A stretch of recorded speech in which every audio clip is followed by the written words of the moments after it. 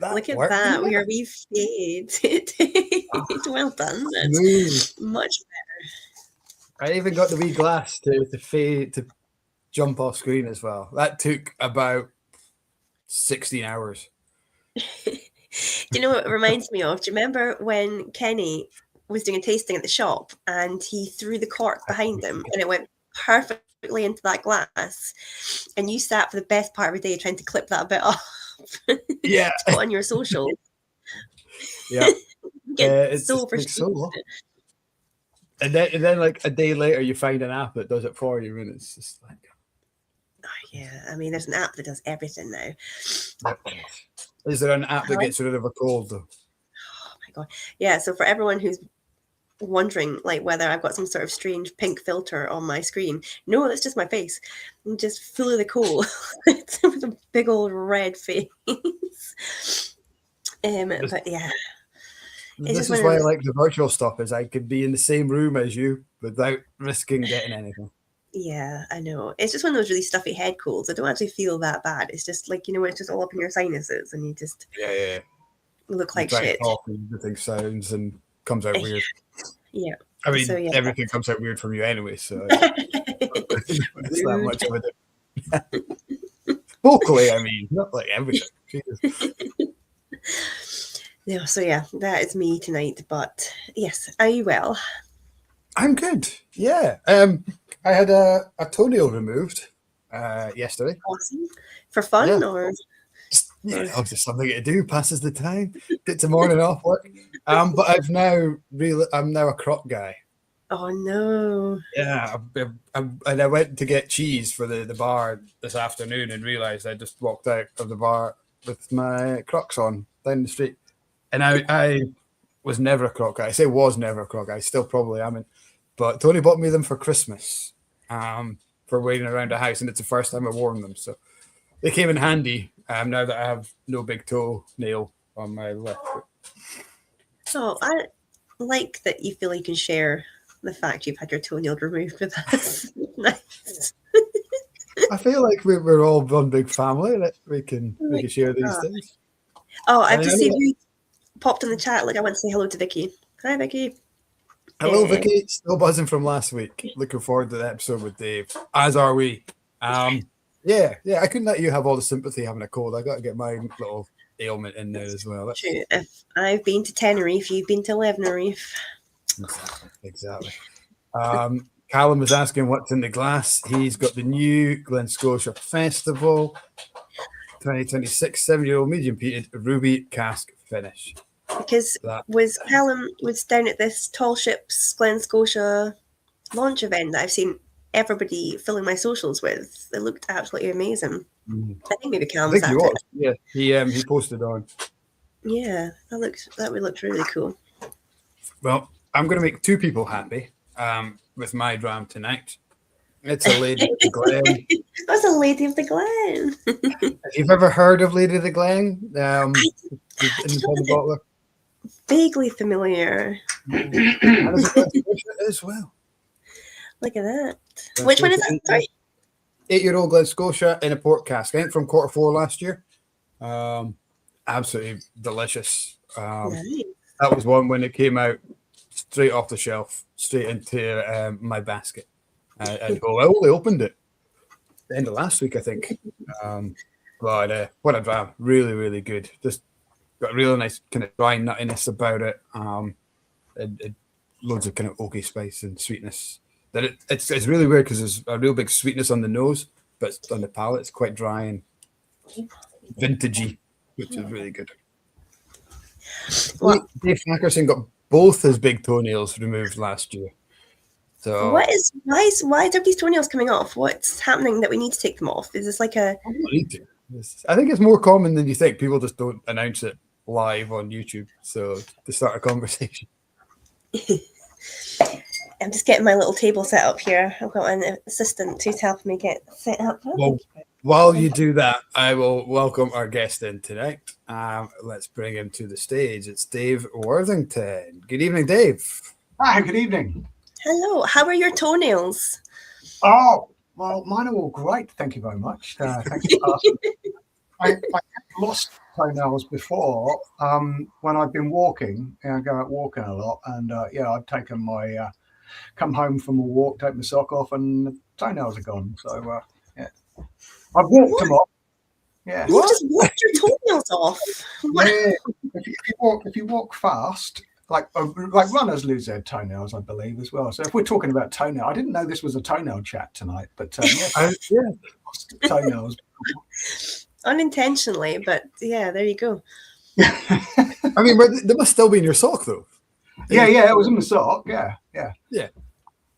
Like, but it was out, not on my foot anymore. wow. It grew back. It was removed for me by walking. Yeah. Well, do you know, my friend was my friend was a Highland dancer. My friend was a Highland dancer, and her toenails fell off because of the pressure of always being up on her toes and bouncing because she was dancing. So her toenails used to fall off actually. Yeah, dancers do that. Well, runners do that, and some people and whiskey shop owners do it now as well. Whiskey shop, yeah, it's all the rage at the moment. Yeah, all the rage. Feel it's so uncool that all my toenails are intact currently. I'm gonna have to. Well, Tony and I were discussing I might tattoo it back on when it's healed.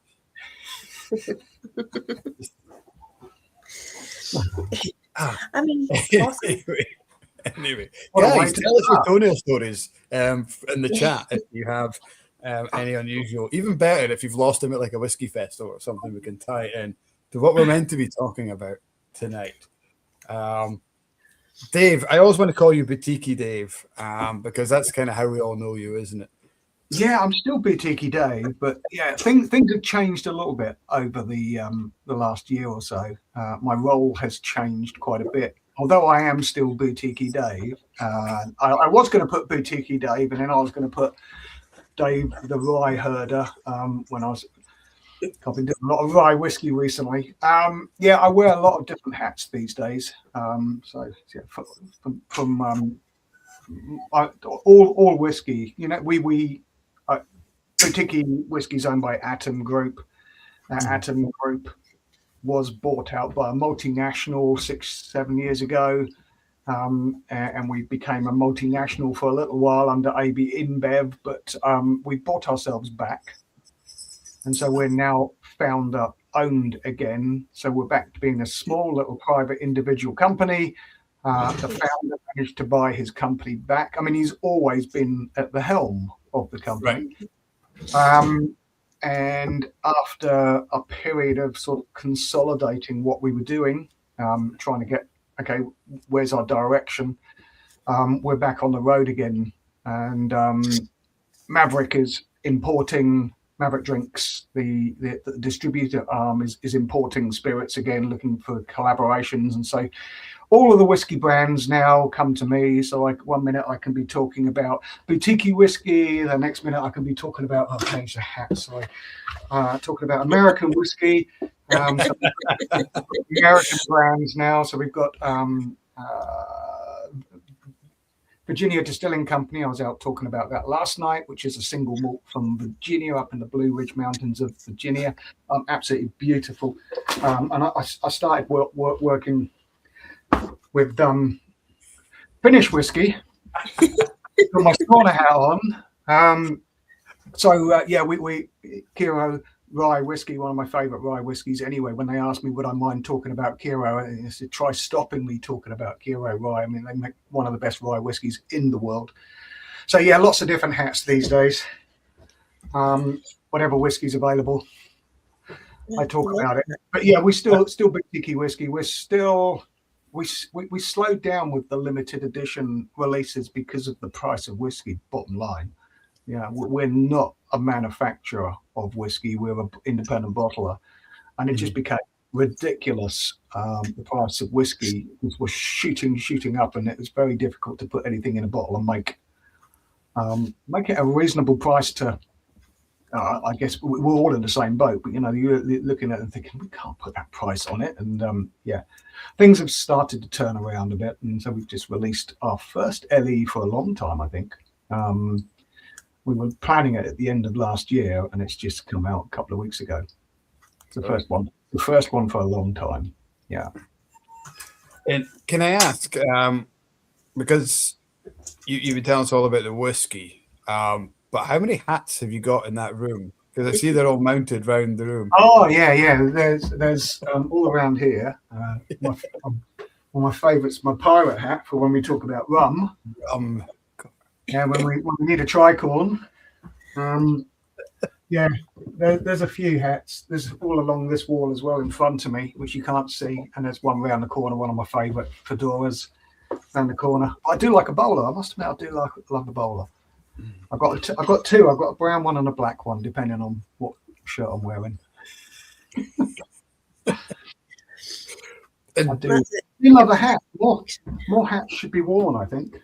100%. Well, this is 2 weeks in a row where I'm hatless because Vicky and Mike both had their flat caps last week and I was hatless, and you guys are rocking your hats this week and I'm hatless. I've got all my toenails. I've got no hats. I am the uncoolest person in the world. Not with it. Not down with the kids, can it? I am so not down with the kids. That's unreal. Well, what's in your glass, Dave? What are you sipping away at tonight? Well, I've just poured a 26-year-old Glenlivet. Secret Space like Glenlivet. One of our last small batch in releases. When did that come out? A little while ago. I think that was our last. That was definitely our last one. 1 minute. Let me just. When did that come out? It definitely came out sometime last year. Beginning of last year, I think. Was that bottled as Glenlivet, or was it a Secret Space? No, we called it a Speyside. We weren't allowed to name it, but it's called Speyside number 4. Crikey, that was November 24. That was the last LE that we'd done. So it's been over a year. That's how long it's been. Yeah, we called it Speyside number 4, which normally has my label on it. Me with the banjo. But this time we actually put the Glenlivet label on. It is part of this, a ransom note from our Glenlivet label. Okay. So being an independent bottler with graphic novel style labels, we don't call them cartoons because the fun police tell me off. We can use our original label and just call it a secret distillery. So if we had a secret Mortlach, for example, we'd just put the Mortlach label on it and call it Speyside number 8 or something like that. Yeah. So, and there's loads of ways around it, isn't there? Yeah. There's a few ways around it. We can get around it, and that's what I love about these. That the labels are familiar to me and are familiar to a lot of people. So when you see the Kalila label or the Lafroig label or the Mortlach label, Lafroig label that we use, we've used it under Lafroig, under Williamson, and Island Malt number 3, I think it is. Yeah, Island number 3. Yeah. I think we're talking. Was it with Vicky last week, or was it the week before? Kat, we were saying it. You're now more known to be a Glengarry ambassador than the tomatoes are. So the next boutique label, we're going to have a picture of Kat on rather than. We say the next boutique, but it's already there. You've got a 27-year-old Glengarry, which I believe does not have a cat on it. So I'm like, well, what's going on there? Yeah, we bought some Glengarry recently, actually. Yeah, we just bottled a 27-year-old Glengarry. Yeah, I'm a big Glengarry fan. It's the first Scottish distillery I ever went round a long time ago, and Digger Grant took me round. He was a distillery manager at the time. Yeah, he's still there. He's back on Alps, but he's still there. Is that right? Yeah. I thought he retired. No, he went off to make gin, decided that he did not like gin, and came back and just works ops. So, because he lives just a couple doors up from the distillery, so he just wanders down, puts in a shift and wanders home again. So, and his sister still works there as well. They've both been there since Morrison Distiller days. So, yeah. Is it Wilma? I was up in Aberdeen for an oil business when I was an engineer. So this is before I moved into whiskey as a job. Whiskey was just a hobby then, and I was up there and dropped in on the way back. I was staying up in Elgin, and he took me around. That was before. That's when they were wondering what they were going to do with the maltings. We had to walk all around there, the derelict building, and wondering what they were going to do with them. Were they going to turn them into flats or bring it back to life? And you brought it back to life, haven't you? We have brought it back to life, yeah. 2021 we went back into floor malting. So it's awesome to see. We're currently on 100% run just now, so filling the bins with loads of floor malt. It's fantastic. Really so it's 100% floor malted. Now all the Glengarry is all floor malted again. Yep, so everything we produce now currently is 25% floor malt, 75% commercial, which is a huge percentage going into each run. And all the grain comes from a local grain producer, so it's all grown within a couple of miles of the distillery. So it's really, really awesome to see. Yeah, I'm old school Glengarry, pre-95. I mean, just Oh my gosh. favourite whiskies ever. But they're See, getting like hard. 1990, 1991, I don't know what we were doing at the time, and I keep trying to pinpoint what we were doing at the time. I need to ask Digger probably. But like, it's like that sweet spot. Anything from that is just like chef's kiss. It's so good. But yeah. But we're going back, we're kind of mirroring it now. So we're going back to that kind of style. Longer fermentations, brewer's yeast, floor malt, direct firing. So like we're probably producing like a big meaty, oily, dirty old style Glengarry. It's really cool. Yeah, we did a. I think the last Glengarry was a 33-year-old. It was actually a 34-year-old. That was our at the movies. That's our at the movies theme. It was a 30. We made it a 33 for the 33rds. I think Inglorious Bastards, I think, was the movie's title that we picked. We're doing the 3, but it was actually a 34-year-old, and that was old school peated floor malted peated. Oh, just dreamy stuff. It is. You'll have to come back up and have a look around. Come and see the floor maltings back to life. Yeah, I need to get back up again sometime. Yeah. You've still got some peated casks lying around, don't you? You've still got some of the old stuff. One of your current handfulls is a peated cask, though, isn't it? Yeah, we've got a 1979 that's peated, and then we've done a couple of runs of peated malt as well. Just that was awesome. Walking in one morning, and you're like, oh, smell. It smells like peat. Why does it smell like peat? We all went running up to the mash tun. All the ops guys like, I wish it was like me. You're all running up to see. Like, just want to stick our heads in the mash tun. But yeah, no. So is that bought in commercial malt? That would be you're not. Yeah, the peated stuff is bought in stuff. Yeah, the kilns are still operational, but not in the conventional sense. They're all linked to a heat recovery system, so we dry out the malt, but not peating it, obviously. As I said, I thought it's probably impossible for you to do on-site malting. Is it? Or would you be able to? Would you be able to fire up the kilns? I don't think so, to be honest. No, I don't think so.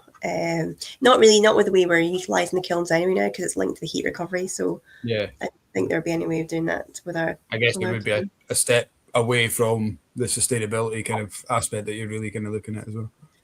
Yes and no, because we're doing the big peatland recovery project just now as well. So, but yeah, no, it's not something we probably bring back anytime soon. I don't think. No. But yeah, but it's not just a chat about Glengarry as much as I love that. I mean, our 34-year-old was December 88. December 88. And it was 80s is not my favourite Glengarry either. Single hoggy. Nice. That'll be Tony at home, by the way, in case you're wondering what's going on. So did we find out what was in your glass tonight, Dave? Did we ask you? No, you had the Glenlivet, that's right. Yeah, I got the Glenlivet in my... I thought I'd start something nice and space-sidey. I've got 2 different things as well. So I am... I've got my Lady of the Glen. This is Port Charlotte, which is very, very young. Which that's the one that came in late, isn't it? It was held up in the ferry. It's I didn't get the memo. Say again? I didn't get the Lady of the Glen memo, obviously. But I'm also on brand because I've got a boutique and it's the Ardmore, and I've never opened it, so I'm going to open it tonight in your honour, Dave. If I can get into it, because I'm notoriously bad at getting into whiskey live on the Blether, but it's a really cool label. It's like the cask and it all opened out. Yeah, that is one of my favourite labels. That I should put that on a t-shirt. Yeah, it's a shockingly bad pun. It teaches you about the cask. Oh, Nice. very good. Shockingly bad pun. Yeah. If you know, That's you good. know. That's good. I love a pun, so I'm all for that. And Oh, I've got dog problems, I think. So, what's been new with you since we last saw you, Mr. Worthington? Where have you been? What have you done? Who have you seen? We need it all. Oh, I've got a busy month ahead, that's for sure. Next week I'm up in Manchester, Chester, Liverpool, that sort of region, talking about Irish whiskey all next week. We've got a few Irish whiskies, and it's a pre-run up to St. Patrick's Day. It was Irish Whiskey Day yesterday. So yeah, all next week I'm talking about Irish whiskey, although I will be at the NRB in Manchester on Tuesday and Wednesday. Talking about whiskies, I'll have all the whiskies, whatever I'll put in our portfolio up there to talk about, mostly the Kiro Rye, but the BDC and the Brothers Bond Bourbon. Yeah, and I think the following week I'm talking about Irish whiskey somewhere else. Yeah, it's a busy month this month. I'm out every week this month. I have got a wee hinch dram here. This is going to be poured a little bit later. One of the drinks by the drams. I think this is out of the last Christmas Advent calendars. Advent calendars, yeah. I've got that, and I've got the Armoric. So this is me being on brand as well. Drinks by the Dram. I've been doing a lot of stuff for Drinks by the Dram as well, behind the scene. All of last year, lots of the copy for the new sets that you may have seen on online. That we've just put what we call the Whiskey Library together, which is a collection of 6 books, like the story of whiskey. It's like a big bookcase if you Google it. It's called the Whiskey Library. I've got one on my desk over here, but it's piled up with loads of other things. I just wrote loads of words, and the design team have turned it into something absolutely spectacular. I'll see if I can grab one of the books. 1 minute. Oh, I can't get. There's too many things on it. I can't drag it out. Sorry about that. I can't move the camera very well. But it's it's like little. It looked like books like hardback books with a little bit vintages. There's 6 grams in there, and there's a booklet in there with the story of Scotch whiskey, the story of bourbon, the story of Japanese whiskey, all those sort of things. It looks really cool. The design team did all the work. I just wrote some words. They made it look pretty. So yeah, those sort of things. I did a bit of writing for the blog as well. Been writing a little bit. Do you enjoy the writing side of things? Because I see like a lot of the writing on the blog and tasting notes. Like, a lot of it's done by you. Is that something that you've got a passion for, or is it just something you naturally fall into? Where it all started with a little whiskey blog a long time ago. Whiskey Discovery blog. Yeah, I did. I loved doing the Whiskey Discovery blog, and then it got a bit too much with doing a full-time job. Yeah. Doing the blog and then doing all the social things as well, because the nice things are the PR trips, the press trips, and all those sort of things, the press events. Trying to get time off of work to get down to do something, and then all the whiskey shows that we were doing. It was hard work juggling all of that together. So it's good to knock that on the head for a little while. So yeah, the Whiskey Discovery blog is just sort of sat back in the background now. But I have been writing for Master of Malt. Do a lot of things for them, and all about whiskey. Sometimes I stand in for other brands because I'm the whiskey geek.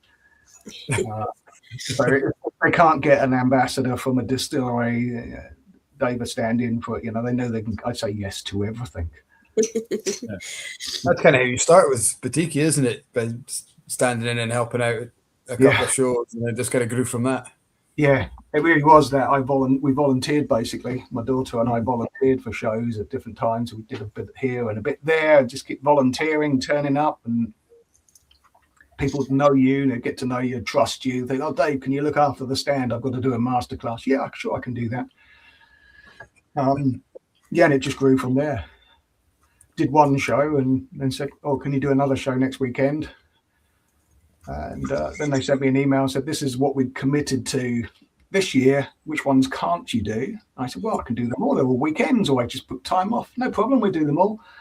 And then halfway through that year, they said, how would you like to do that full time? So yeah, it was completely unexpected. I wasn't expecting to have a full-time role, but yeah, I absolutely do pinch myself every day that I'm allowed to do what I do these days. Yeah. And I'm surprised I'm still here. I still think I'm a bit of a hanger-on, you know, like a fake. I know it doesn't look like a fake in my office here because it's just full of whiskey books everywhere and hats and whiskey. There's a cabinet of whiskey behind me. Work whiskey. There's a cabinet of whiskey full down here. There's whiskey everywhere these days. I love that you called it work whiskey. That's, you know, it kind of defines. Yeah, this is for work people. Like, you know, it's important stuff.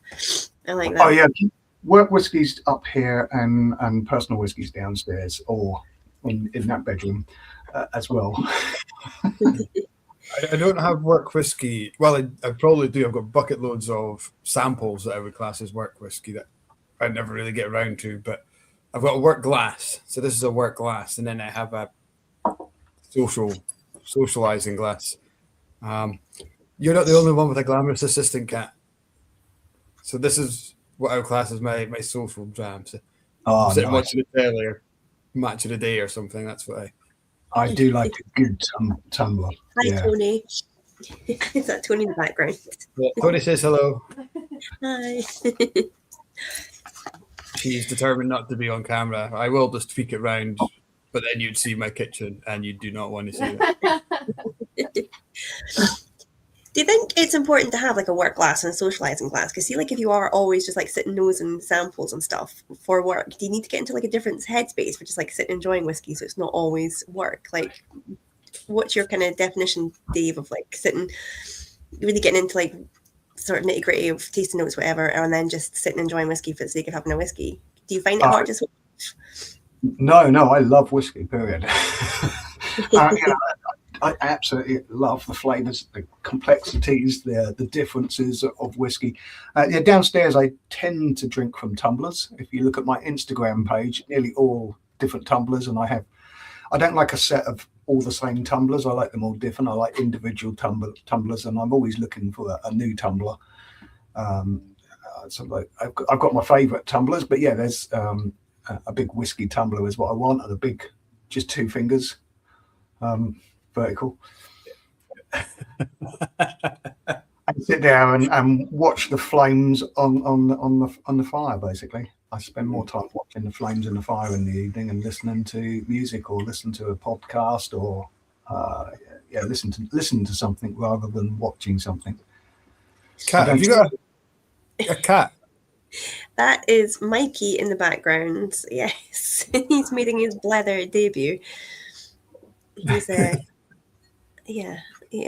he's got like he's climbing his little tower there. And what kind of cat is Mikey? He's a Savannah cat, so he's a fancy cat. He's a what kind of cat? Savannah, so like Savannah. fancy. Yeah. Like a cat from the desert. Isn't it the Savannah desert? Yeah. What is it? Desert cat. Desert cat. Glaswegian desert cat. Glaswegian. Yeah, where rocking on shit there, aren't they? Mordecai is asking tumblers ? So tumbler is kind of what we call a short but wide, kind of dumpier kind of glass. Something you probably serve in an old fashioned in or something like that. Yeah. One of them. Yeah, that's one of my favourite ones. I've just got water in it today because I've got a little. I try not to drink far too much while I'm talking to you guys here. But, they're called tumblers because when you fill it with whiskey and drink it, then you tumble out the door. Tumblers or low ball glass, low balls, as they can be called. Yeah, low balls, yeah. I think low balls are quite narrow though. They're kind of a tumbler you expect to be quite weighty and quite heavy with a big thick base. Nice big heavy bottoms. Yeah, crystal normally, aren't they? Yeah. I think going back to your question about the glass. I think. He knows what it is, but he's saying what is a whiskey enthusiast using it. One part. That's kind of what I was just about to say. Actually, is I think with these guys, for me, and this is something I always say in part of my tastings when I'm hosting, is it's important to have one of these for a tasting event, and the glass we use is really important to why you're drinking the whiskey. Is it for enjoyment? Is it for studying? Is it for whatever reason? So using this, I always sit and smell. It takes me far longer to drink a whiskey out of this because you kind of nurture it a little bit more. Something like a tumbler with a wide base, it's something I would pour a whiskey in when I'm not fascinated by the whiskey, when I'm just, it's there as a sideshow. It's there to complement the telly or a book or a couple of friends round in the house and stuff like that. It just helps me switch off from that intensity. I think it's important to do that. Kat, you mentioned, having that pleasure. It's just there and no more. It's just there company. It helps you, especially when you're working in it and doing it. Yeah. I don't want to work in it all night. I mean, I can pick out notes and flavors out of a tumbler quite well. I mean, just sit there and nose it as well. So, it works for me. But I don't, I've got cast samples on my desk. I don't go and get the tumbler and put a cast sample in a tumbler and sit here and write tasting notes or evaluate anything with one of them. But it's just for drinking, really. Tumblers are for drinking. I like to drink whiskey. Yeah. You're in good company, so does King Charles. One of the things that we got told in the rider that we got through before we visited the story was he only drinks whiskey out of a crystal tumbler. I don't know if he knows that apparently he only drinks whiskey out of a crystal tumbler, or whether that's decided for him to stand him out. All he's ever known. I never got that memo. See, when I poured him a dram in Inverurie, I poured it in a Glencairn. I don't think he actually minds, to be honest. I think some of these things are kind of maybe just set out, just stand him out above everybody else, really. I don't think he actually minds. Because we were told not to shake his hand, and the first thing he did was come in and shake my hand. I know. Total nonsense, isn't that? Total nonsense. Yeah, someone else has made all those rules up because they think it's what it should be. Crystal decanter. Yeah, and then he just comes in and decanter. Well, I mean, like the first. If he's watching tonight, he definitely watches, because he keeps in touch. We write often, and he's like, I bloody love the Blether. That mic does go on though, doesn't he? So yeah. I've done with that too.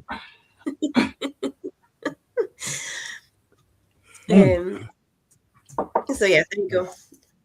Lessons learned. Yeah. I think glasses are important.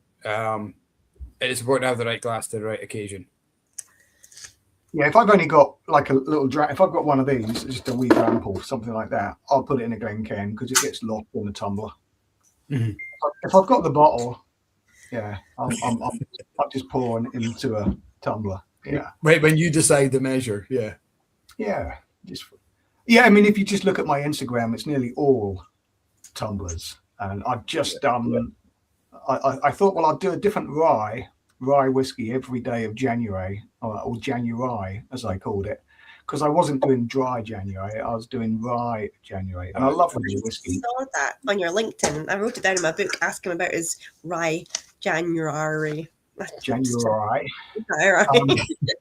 I've got lots of different rye whiskies at home. I'm a big fan. I fell in love with rye whiskey when I tasted something from Millstone Zadam, one of the best rye whiskey makers. That's where just the complexity of it, and then I just wanted to study more. So I thought, well, I'll get through 31 days easily, and that was a doddle, to be honest, to get through 31 days of different ryes, a different rye every day. And then I thought, well, I've still got lots. I wonder if I can do February as well. So I did another 29 days, but I did have to call in a few favors.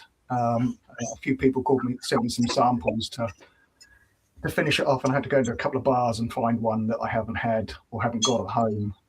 But we managed to do 59 different ryes over January, and 59 different ryes over January and February. So that's amazing. Is this like full bottles that you had at home, or is this like samples? Mostly full bottles. Yeah. Wow. Mostly bottles. You must have like a walk-in pantry just dedicated to rye whiskey. That is awesome. There's rye whiskey everywhere. Yeah, I mean there are some. We bottled a lot of rye under Boutique-y Whisky as well. There's full bottle cast samples in behind me of 9 different I forgot about them, and I pulled a few of them. I used a few of them. They were cast samples from something that we did a little while ago. That had been I forgot all about them. 9 different New York distilleries, single cask, different styles, completely different styles, although all from the same state, and all doing something slightly different. Very, very different styles of rye. Very cool. So what rye would you recommend to the guys that they could probably track down and get hold of to give it a go? Well, yeah, I think Europe is making some of the best rye whiskey in the world at the moment. I mean, rye whiskey comes from Europe. It was the Europeans that took rye to the new world of the Americas and Canada, Polish and Germans. Finland are making some great rye. I can hear something like a bird in the background. Sorry, that's my phone. I'm waiting to put it on silent. So yes, I mean, I'm a huge advocate of Kiro anyway. Kiro Finnish rye, their white label and their grey label, I call them, are simply the best. If you're not, I mean, rye is a complex spirit in itself. The grain is complex. It's just chemical compounds within the grain is much more complex than barley, for example. And the sherry, the Oloroso sherry finish. I didn't get it at first because I thought, why would you want to do that? You're doing some of the best rye whiskey in the world. But when you see people who don't like whiskey actually think, I never knew whiskey could taste like this. And okay, I get it. And it takes that, it sort of introduces rye whiskey to you because rye whiskey is quite complex. And sometimes it's big, spicy. Whereas I don't think personally, I don't think malted rye is quite as spicy. I think it's a softer, more rounded, more bready sort of notes. It's rye law, isn't it? Is it it's Darnay who did the rye law? They malt the rye. That is stunning rye. Yeah. And the bottle's beautiful as well. Yeah, rye law is really good. I really like rye law. They're only done 2 releases, but they're beautiful, beautiful ryes. But that's a mix mash bill of malted rye and malted barley, whereas Kiro is but they have to call it rye. It's rye or grain, isn't it? They had the choice to call it. So. Millstone from the Netherlands, you can get that over here. That's a superb rye. That's a 50-50 malted, unmalted. We bottled a few of them. They are stunning. Right. He's a passionate rye whiskey maker too. He probably was the rye whiskey maker in about the same time as the rye explosion was starting to grow in America, as it was all coming back to life. Yeah, he was right at the beginning of it all. Is rye not meant to be really hard to malt, just to do with the kind of makeup of the grain? Is it not that why generally they do a sort of like a joint mash bill because it's harder to malt? Kind of like it's like stuff, isn't it? It's a very difficult grain to work with. It's very heavy. There's like mashing it and the grist and everything. It doesn't separate. You can end up with a locked mash tun. It gets a bit messy there. It's very, very difficult to work. I mean, it's difficult to bake with. It's much more difficult to bake with rye than it is with just wheat flour. It's a very heavy. It's not got the same enzymes in it either, I think, isn't it? Because you kind of needed something else to activate it. If I remember, I got it quite geeky looking into it last time we were speaking to somebody about rye. And I think it is, but that could be why it's harder to bake with as well. It also reminds me, how's Ethelbred? Is that still a thing? The last time I spoke to you, you had like a what do you call it? I've got a. It's like a back set. But Ethelbred's asleep at the moment. Ethelbred will come out. I'm away all next week, so Ethelbred's in the freezer now because I won't be able to make bread for a little while. So sourdough. That's the word I'm thinking of. It's not quite a sourdough, but yes, Ethelbred's still there. Gets another knock every time I make some bread. Well, she's doing well. She's been on the go for a good while now. It's awesome. Yeah, it's a good couple of years now, Ethelbred. It's been going. Yeah. Sometimes I put it to sleep for a long period of time, like over the summer where I make a different style of bread. I like making sort of sun-dried tomato, olives and rosemary over the summer months.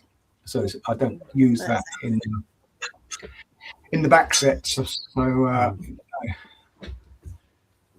I put it to sleep for the whole See, of the my summer. bread's I've always been a hit or a miss with my bread. It's either really good. I used to make Dutch oven bread. So I had this gorgeous Dutch oven, and you just make up like a really basic kind of dough, and then heat your Dutch oven, take it back out of the oven, and put the bread in it, and then oh my god, it was just so good. But my Dutch oven ended up in the divorce, and I didn't get it along with my dog. I'm missing a dog and a Dutch oven. Hope the dog wasn't in there. Bread in ages. Dog's not in the Dutch oven, no. No, I haven't got a Dutch oven. Yeah. No. Yeah, going back to rye, if you malt the rye, you will get that enzymatic activity. The beta-glucans and the arabinoxylans, they will. You get lots of enzymes. You have to add external enzymes if you use all unmalted rye. That's why lots of distilleries use some barley malt alongside unmalted rye. Like Germany, there's a distillery in Germany that uses 100% unmalted rye, and they do use external enzymes to do that because it's the enzymes are created during malting, as we all know. Yeah, we lost Cat for a little while now. We've lost Cat. Dodgy connections over. Probably. I mean, she's only in Glasgow, so it's out in the sticks, I guess. So her internet must be playing it. Out in the deserts of Glasgow with those desert cats. Yeah, I'm just checking on some of the comments on the side there. D. Barasm is saying Kira, such a wonderful distillery. Is it Kira or Kiva? Is it Kiva? It's sort of guttural and Kira, yeah. I think. I just call it Kiro because I'm lazy. But it just that's how it's said. Yeah. We had Little Brown Dog guys launched a bottle of that last year, and it was such a good seller, just because it was so different.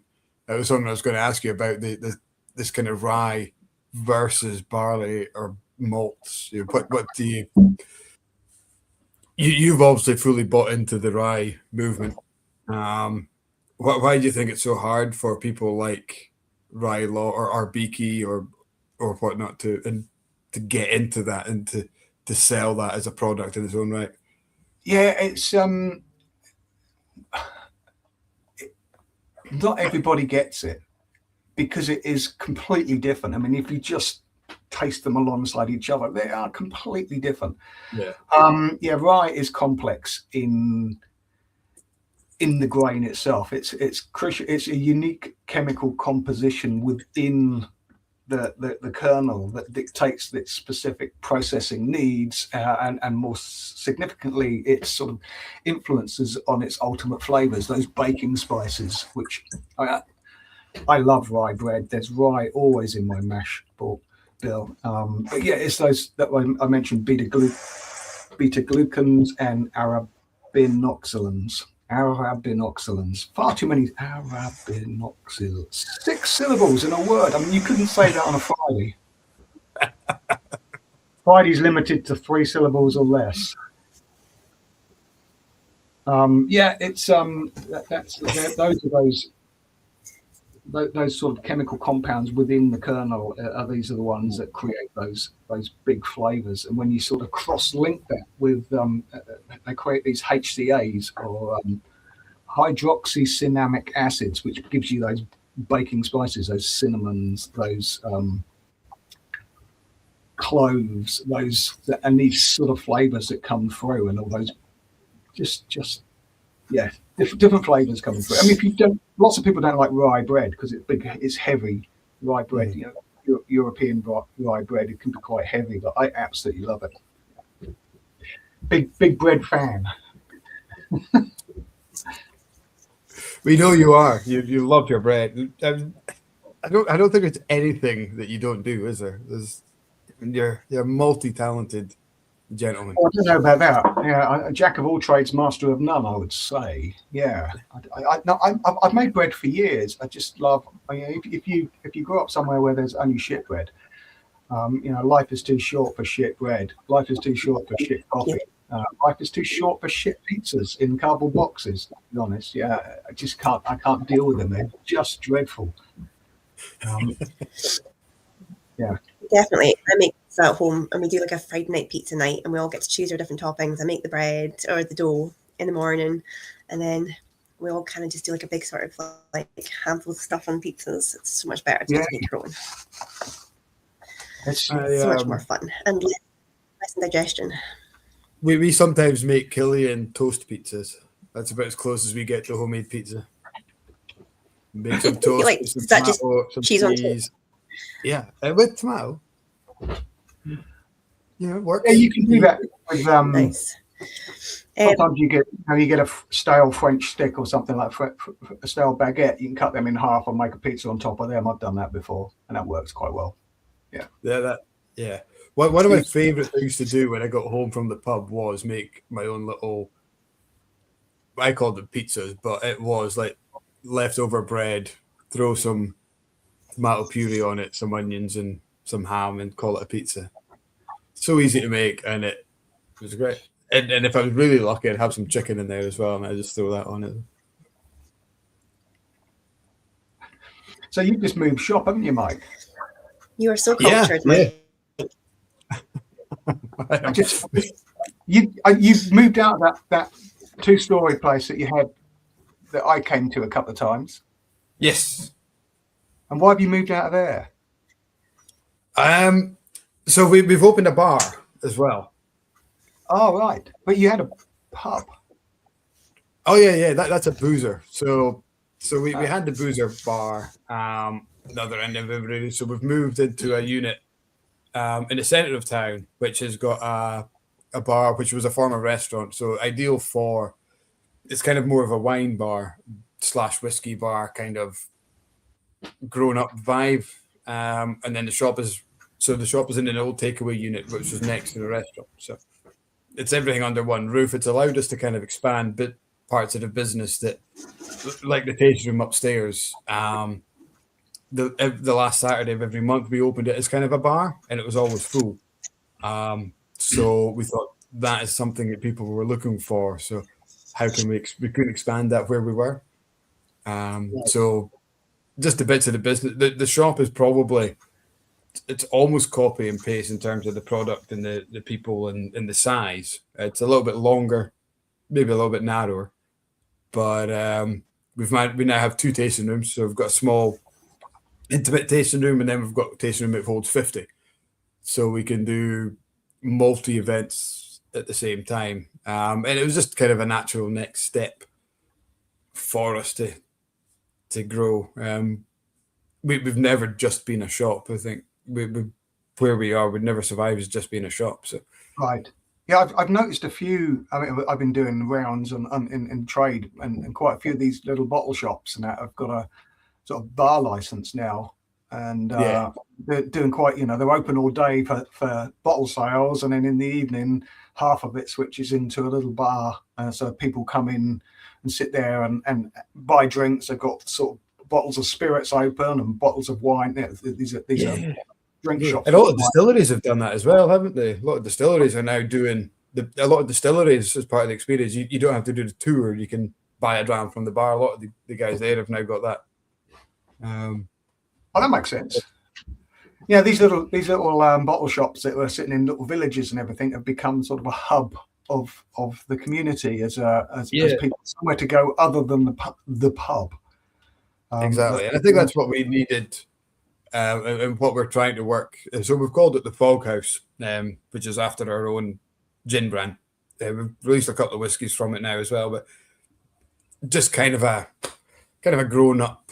Well, I want to say wine bar, but there's obviously whiskey and cocktails in that as well. But there's no live music, there's no TVs. It's just a place for people to come.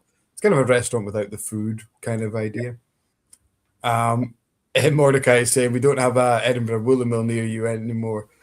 We do. I mean, we're only about 2 minutes away from the original site, so you can still leave your darling wife at the Edinburgh Woolen Mill, and we have if you want to get tactical. There's about 3 clothes shop and two shops between us and the Woolen Mill now as well. So if she likes those kind of things, she could have a little shop crawl instead of just being stuck in the Woolen Mill. So the old shop's empty then? It's empty, yeah.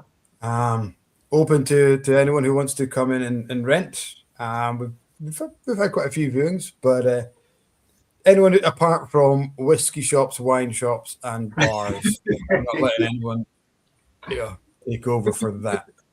You had a nice little cafe next door, didn't you? Yeah. The Fennel restaurant is great.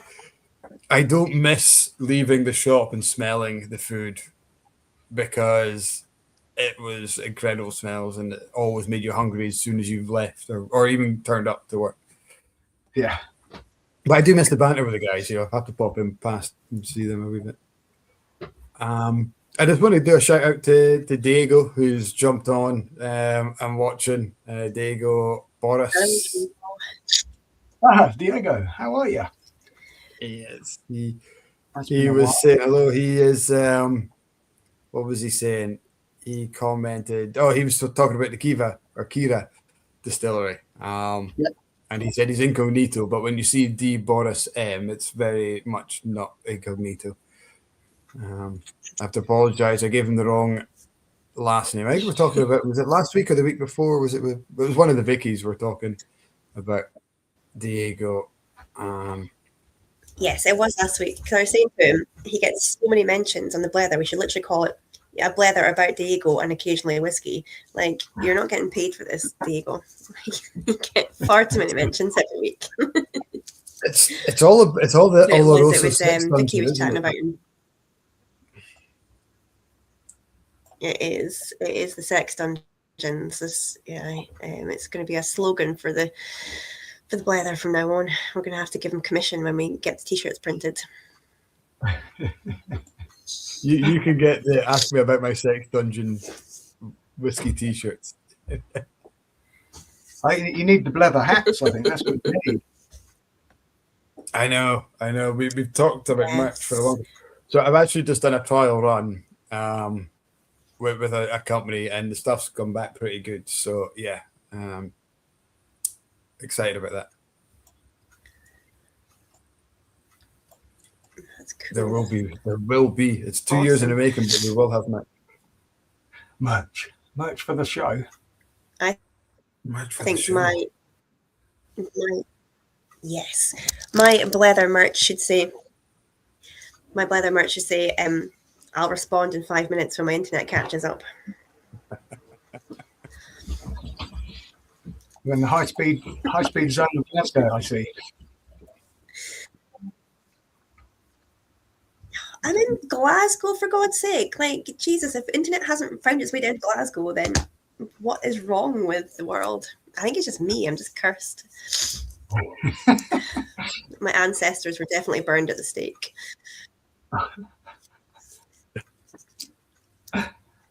That bad, huh? That bad. Blame the cat. Ever since the cat turned up, your internet's been terrible. Yeah, has he knocked the router? I know. Yeah, I don't know what the problem is. I don't know if it's just my computer or not. I don't know enough about computers to know if computers can be too old to catch internet, but I don't know. It's not great. Maybe it's just forever meant to be. I'll always just be 5 minutes behind you all.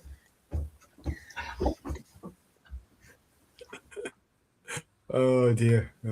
Don't worry, Dave. This happens every week. I mean, I'm surprised we've got so many followers and people who watch, because it's almost as if it's going to be. We should do a roulette on what number or what minute Cat cuts out at.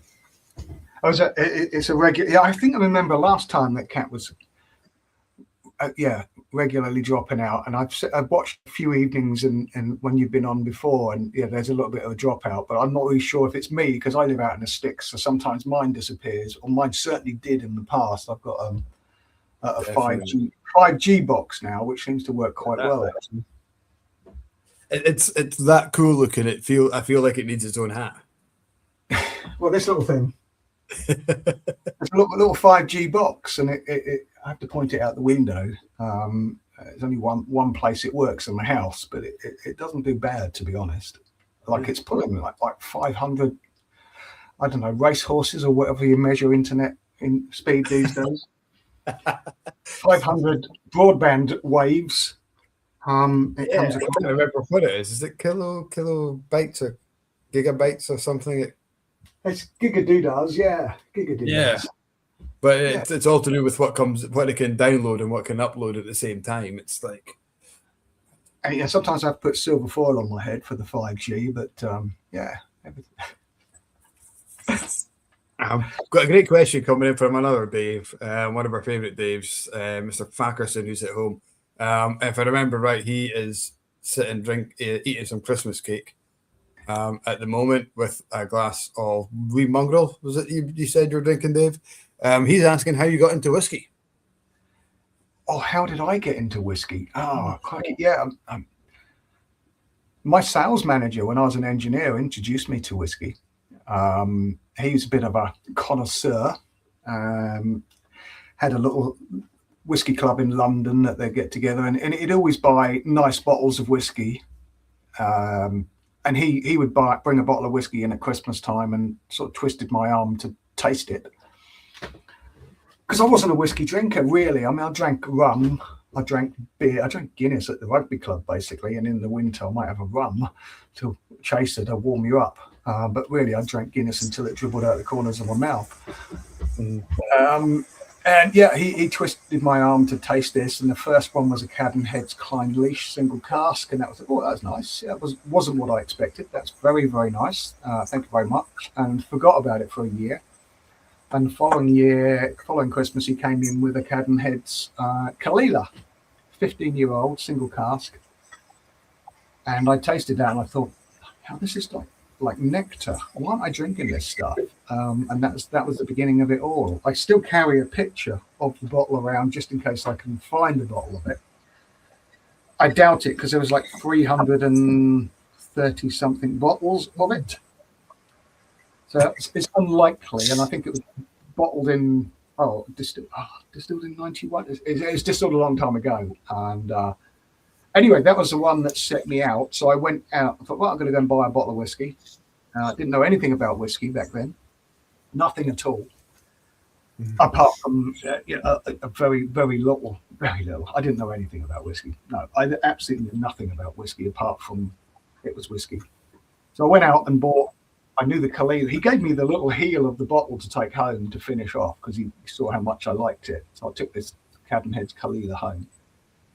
I thought, well, I'll go and get an Isla. And I was in, I don't know, Costco or Tesco, and I bought something Isla. Oh, well, that Lefroy. I remember my dad's having Lefroy on the side, that green and white. I bought that. Unfortunately, I liked it. So I bought the Lefroy 10-year-old. And I thought, well, I better have a cross section. But that was just before Christmas. By New Year's Day, I'd bought a total of 5 different bottles of whiskey. So I had a Highland, I had an Island, I had it was starting to go. And I thought, well, this year I'm going to buy a different bottle of whiskey every month. And I started reading everything I could. I'm a bit of a geek.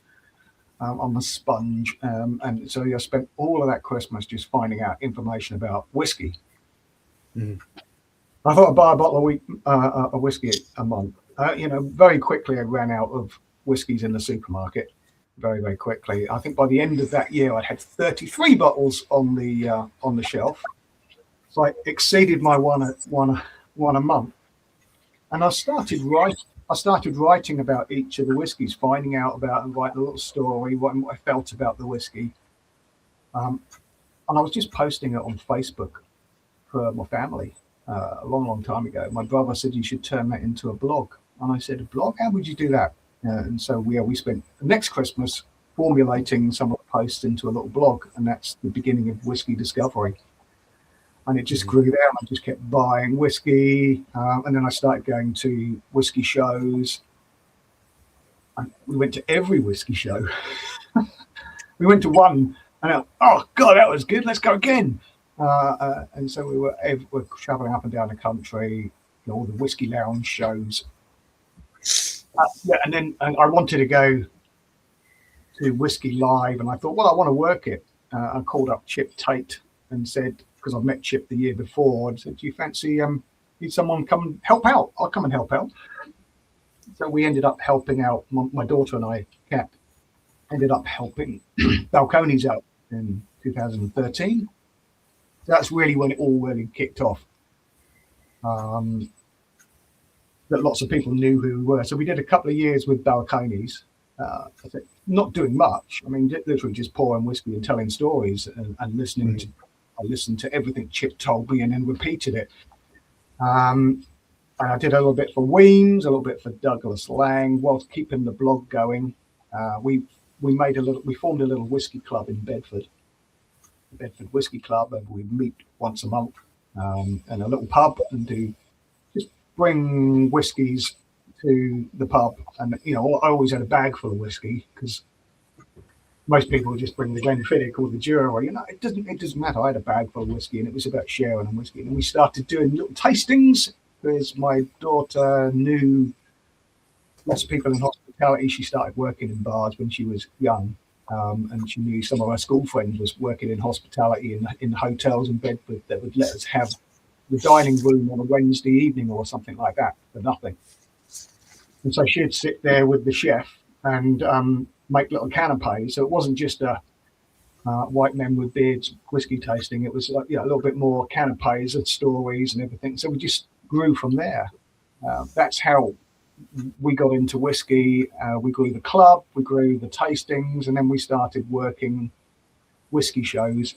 I'd say initially just for shits and giggles and heels, and then Boutique-y Whisky, I think, were the first people. Maverick Drinks were the first people to pay me and say, "Oh, we'll pay you, and we'll cover your expenses." And okay, yeah, sure. So you stuck around with them then. Stuck with them, yeah. And that halfway through that year, when I was doing all the shows up and down the country, they called me up and said, "How would you like to do this full time?" I said, "Are you serious?" I just couldn't believe they were going to ask me. Are you serious? Yeah. I mean, it wasn't paid. It wasn't. I wouldn't make a fortune being paid for it. They're just covering my hours and covering my expenses and putting me up in a hotel if I had to travel up to Newcastle or up to Edinburgh or whatever. It wasn't. But it just made life easier. But yeah, then they offered me a full-time role. But it was a big. Yeah, it was a significant salary cut from what I was doing in engineering, like half. Oh wow! I was a director of an engineering company, so I was at the top of the tree, and now I'm at the bottom of the tree.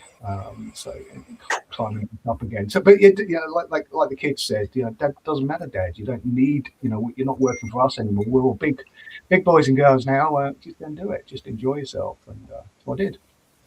But yeah, it's a big decision. But I haven't looked back, to be honest. Did you enjoy your? I was just going to say, did you enjoy your old role, or did you feel you kind of done as much as you could in that role, and you were actually looking for something else? I loved engineering. I was never doing engineering. I always used to describe my role as a one-legged man in an ass-kicking competition.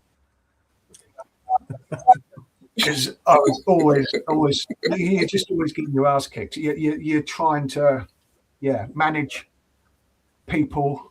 More managing people, managing finance. I wasn't doing a lot of engineering, lots of spreadsheets, all that sort of thing. It was more working out if we could afford, working out a price for the job, if we're going to make some money out of it, making sure the quality, all of those sort of things. It's just a headache. And of course, everything goes, lots of problems happen, and then you'll get sent out to the customer for the ass kicking when things go wrong. And it's one-legged man in an ass kicking competition. So I was never doing engineering anymore.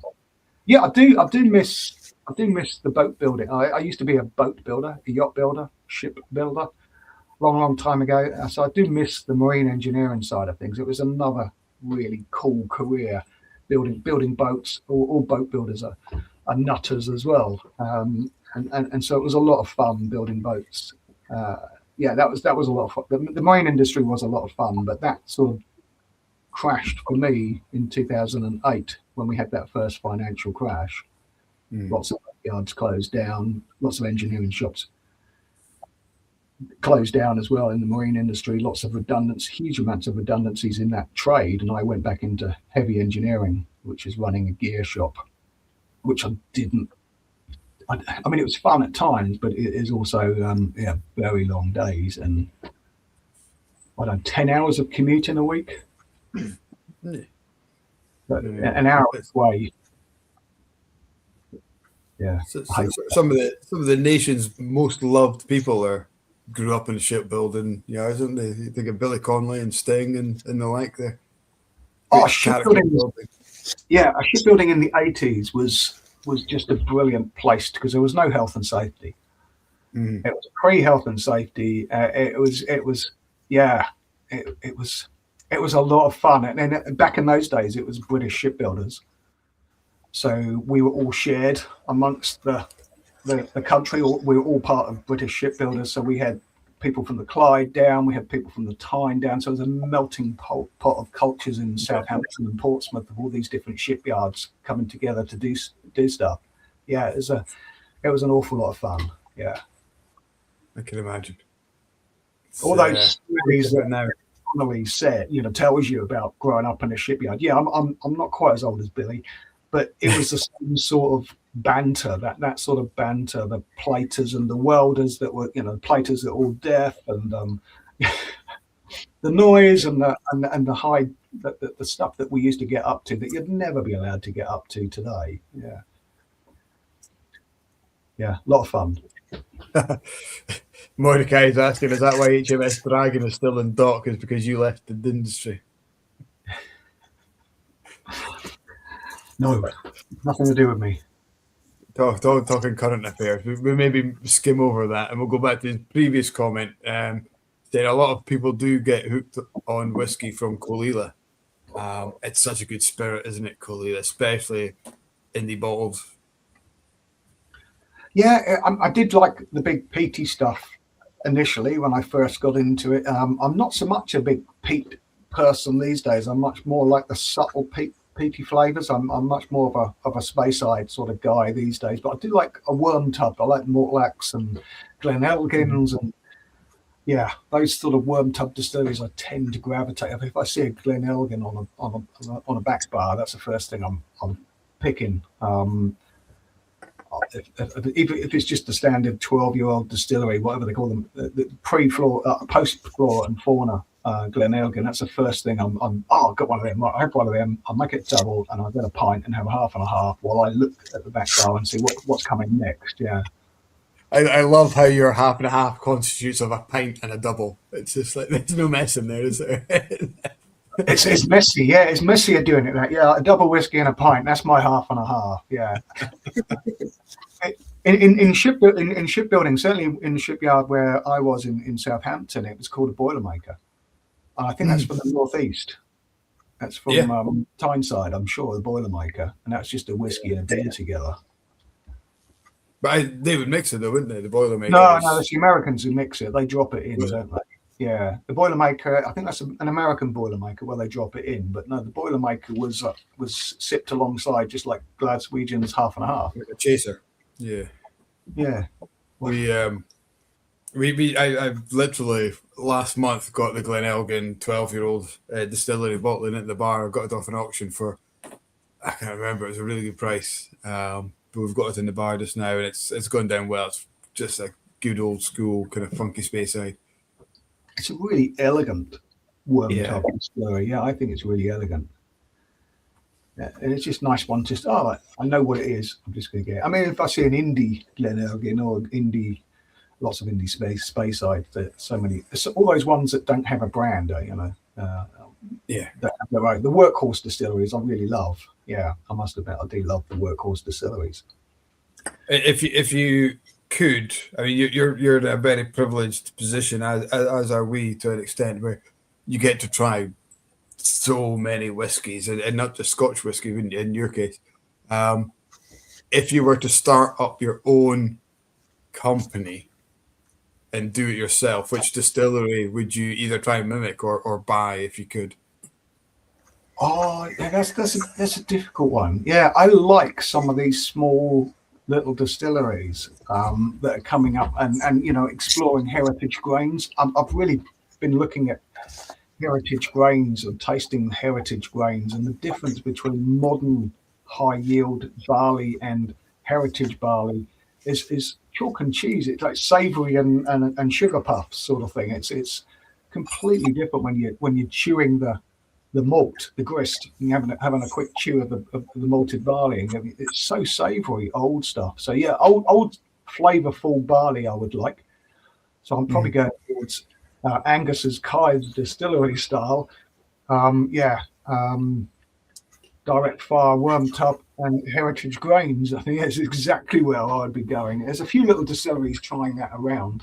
Guys like Rassley and Aaron just had was it last year they launched a heritage 10-year-old?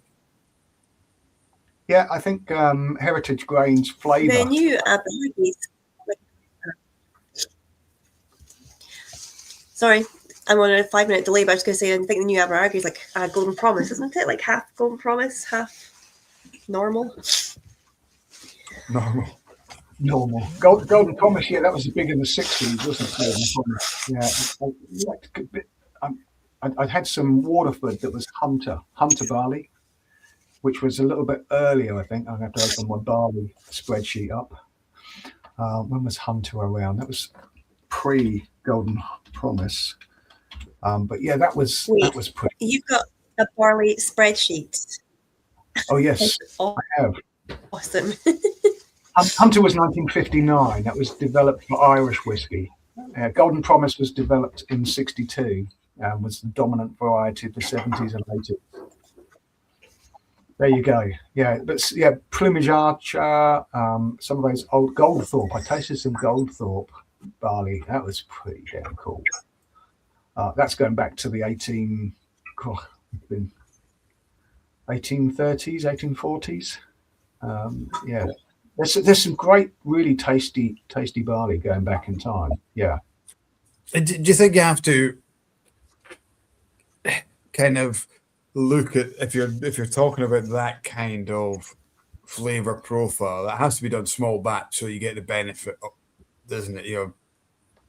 Well, yeah, that's what whiskey was, wasn't it? That's what it was. Yeah, it was all small batch. Yeah. And you get that kind of idea. You need to look at your guys like Rassay or Namarkin, Kythe, Lochley. You're only really going to get the benefit from a distillery doing these really small batch. Yeah, you're not going to get the benefit of that from a mass producer. No, unfortunately not. I mean, like nearly all Scottish distilleries up until Arran, 94, 95, all of those Scottish distilleries pre that were all set up by the whiskey blenders, weren't they? I mean, they were set up for blending. They weren't set up for branded single malts. I know people did drink single malts from each of the distilleries, which I love. When you ever visit a distillery, everyone's so passionate about the whiskey they make, and it's the best, which is another thing I really love about the industry. Even if they haven't got a brand, theirs is the best. Was it not Glenelg? Was it Glenelgan? Glenelgan or Thrusk was the last built for? Glenelgan was the last one of the 1800s, wasn't it? 1890s. So Deutsch said that was going to be another 50 years before a new distillery. That's what it was. Glenelgan was the last one, and then our Thrusk was the first one built. Was it after that? What was it? I'm sure it was the Thrusk. It was Timor. 74, 75. Timor was 55, wasn't it? Timor was, yeah. Well, you'd have Tom and Towel after that, 67. And then I'm sure the Thrusk was 75, 78, that kind of time. Timor was 58. 58. I thought it was 55, but 58. Yeah, that was the first one in Speyside after. Was that the first after? The last one was Glenelgan, I'm sure. And then our Thrusk was, our Thrusk must have been the last one before Arran. Yeah, that probably would be. That was in the 70s. It was the last of the workhorse distilleries, the last blending house distillery. was built. Glenallachie was closing them down, didn't they? Glenallachie was the last one of Delmy Evans' distilleries, wasn't it? Gravity-fed distillery. That was his last distillery. Well, Thrusk was 74. 68. Thrusk 74. And Glenallachie was 67. That was Delmy Evans' last distillery. Yeah, 67. Tom and Towel was about the same time, wasn't it? It was 67, 60. Was that late, Tom and Towel? I'm sure it was. God, flip through the book.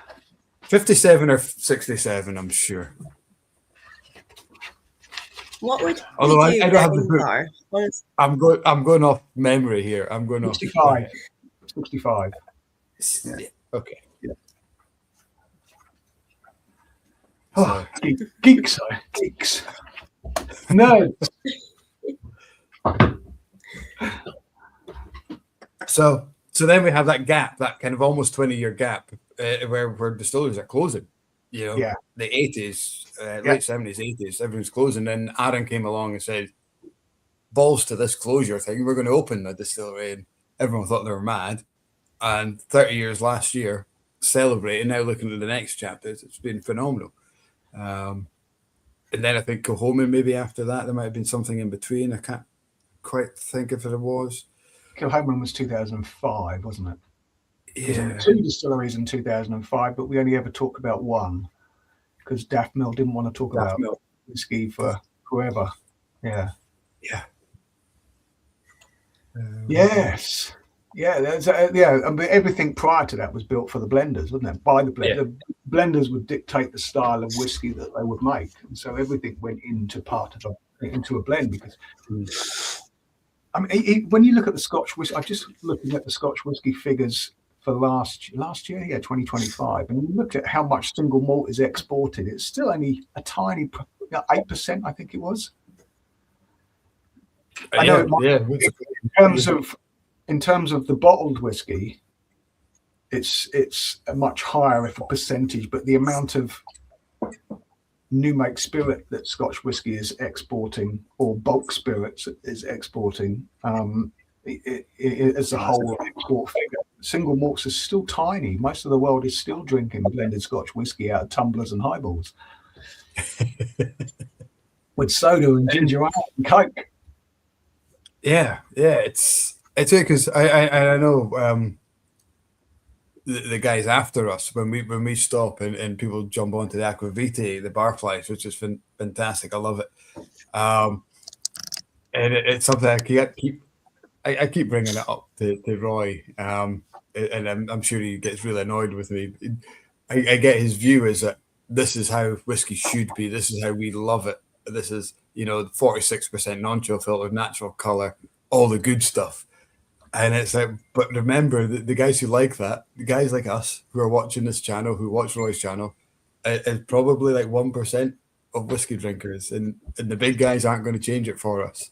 And I think we should just be happy and enjoy what we get, and let's not break the wheel. Let's just keep loving what we get. Do you think that Scotch whiskey over the last few years lost its way a bit? Sort of over premiumized itself? Oh yeah. Yeah. I definitely felt like you trying to keep up with what was coming. Yeah. I went through that phase of fear of missing out. I want to get this, and searching for a new release to make sure I get it. And then I'm trying to get to the back of it in the room these days. And bloody hell, when did I buy that? I don't remember buying that. And oh crikey, yeah, that was a fear of missing out of that because I wanted all of them. I wanted all of them. Oh yeah. Well, missed a couple and think, oh well, drink it. Yeah, there was that period of time, wasn't there? It was, that point where you knew that an inaugural release or something from a new distillery, you wouldn't bother putting it on the shelf because as soon as it went online, it was sold out, within minutes. But now we're seeing, Loch Gorm is probably, or Daft Mill, I mentioned them before, the Kilhoman Loch Gorm. We've still got some from 2025, whereas between 21 and 24, overnight, that was gone. Glenallachie batch 10, the 10-year-old batch strength, would go overnight as soon as released. And I think, one, the influx of new distilleries, the inaugural release phase has probably got, although I would argue done phenomenally well with their launch yesterday. Will the core range do the same? You look at Art and American, apart from maybe the Paul Lenoir theories, everything now sits.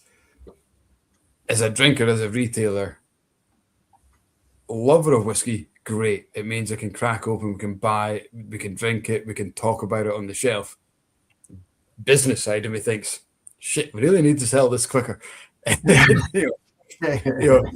Sitting on both sides of the shelf, it's funny how sometimes you think this is guaranteed to sell overnight, and then it doesn't.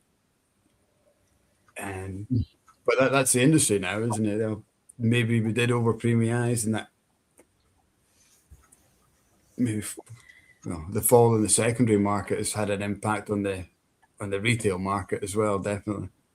I just remember there seemed to be a new release coming out every other week. Yeah. We'll stop for 2 minutes and let Kat talk because she's been quiet for quite a while. Yep. No, it's fine. My internet is really, really slow. Or it's not even my bloody internet. I think part of it is that we're a consumer-based product, right? So when we were it was all kind of premium and new releases and everything else, it's because there was that interest in it, because you had that peak during COVID and everyone was getting into whiskey, everyone was buying everything. And then the kind of cost of living crisis came in, and as you said, Mike, so many new distilleries. So these new releases, instead of once out of a month, you had 3 or 4 out of a month. I think we definitely went too far into the whole kind of sort of old whiskies with stupidly overpriced decanters. But I think it got there through a combination of taking advantage of a buoyant market and giving the consumer what they wanted. But we're pretty kind of quick in reacting to the consumer. So I think you can definitely see a change in the industry now, and that's kind of adopting. I see it constantly, every single day at work. The requests I get now are more, yeah, great, but what can I get? What is the most I can get for my money? Because that's just where we're all at just now, isn't it? That's just where society's at just now. I think we do just follow the consumer and try and provide what we can to the consumer. We're not the quickest, most streamlined industry in the world, because what we produce takes a long time to sit in casks. But a lot of the time it is us just kind of maybe taking advantage of good times, but also trying to looking for. For my next point, I'll wait for the next 15 minutes until there's a gap, and then I'll answer the last question in the next half an hour. The great thing you've got, Kat, is time to mull it over, present it exactly the way you've just done that, because there's a lot you've put in there, and I think that's worth mulling over. I do keep finding myself going back to core releases. There's just the standards. Just key standards. Just going to a bar and see Glenfarclas 10, and let's give that a go. Or Glenfiddich 12. Or just core standards. I think I love Glenfiddich 12, and again, with a tasting or I'm doing a ambassador course or something, I say to people, when was the last time you had a Glenfiddich 12-year-old or a Glenlivet 12 or a Glenmorangie, one of the kind of big 3 Glens? I said, next time you go to a bar, find it, have a dram of it. Remind yourself why these guys are so good or so big. It's because they're really good. They just do the basics right. Yeah. Just do the basics. Yeah. Just do the basics. That whole Flora and Fauna series, every one of them is a winner in my books. There's not expensive. They're not overly expensive. I mean, they did go right up, and they tried to catch in on that as well. But I see they've dropped their prices. But just see one of them in a bar, and have one of them. Yeah. I do worry that some of the guys who try to jump on that premiumization bandwagon. Yeah, I mean, Macallan kind of set the bar ridiculously high in terms of what people were willing to pay for the quality of spirit. I'm not saying it's good. It's not good quality. It's fantastic quality.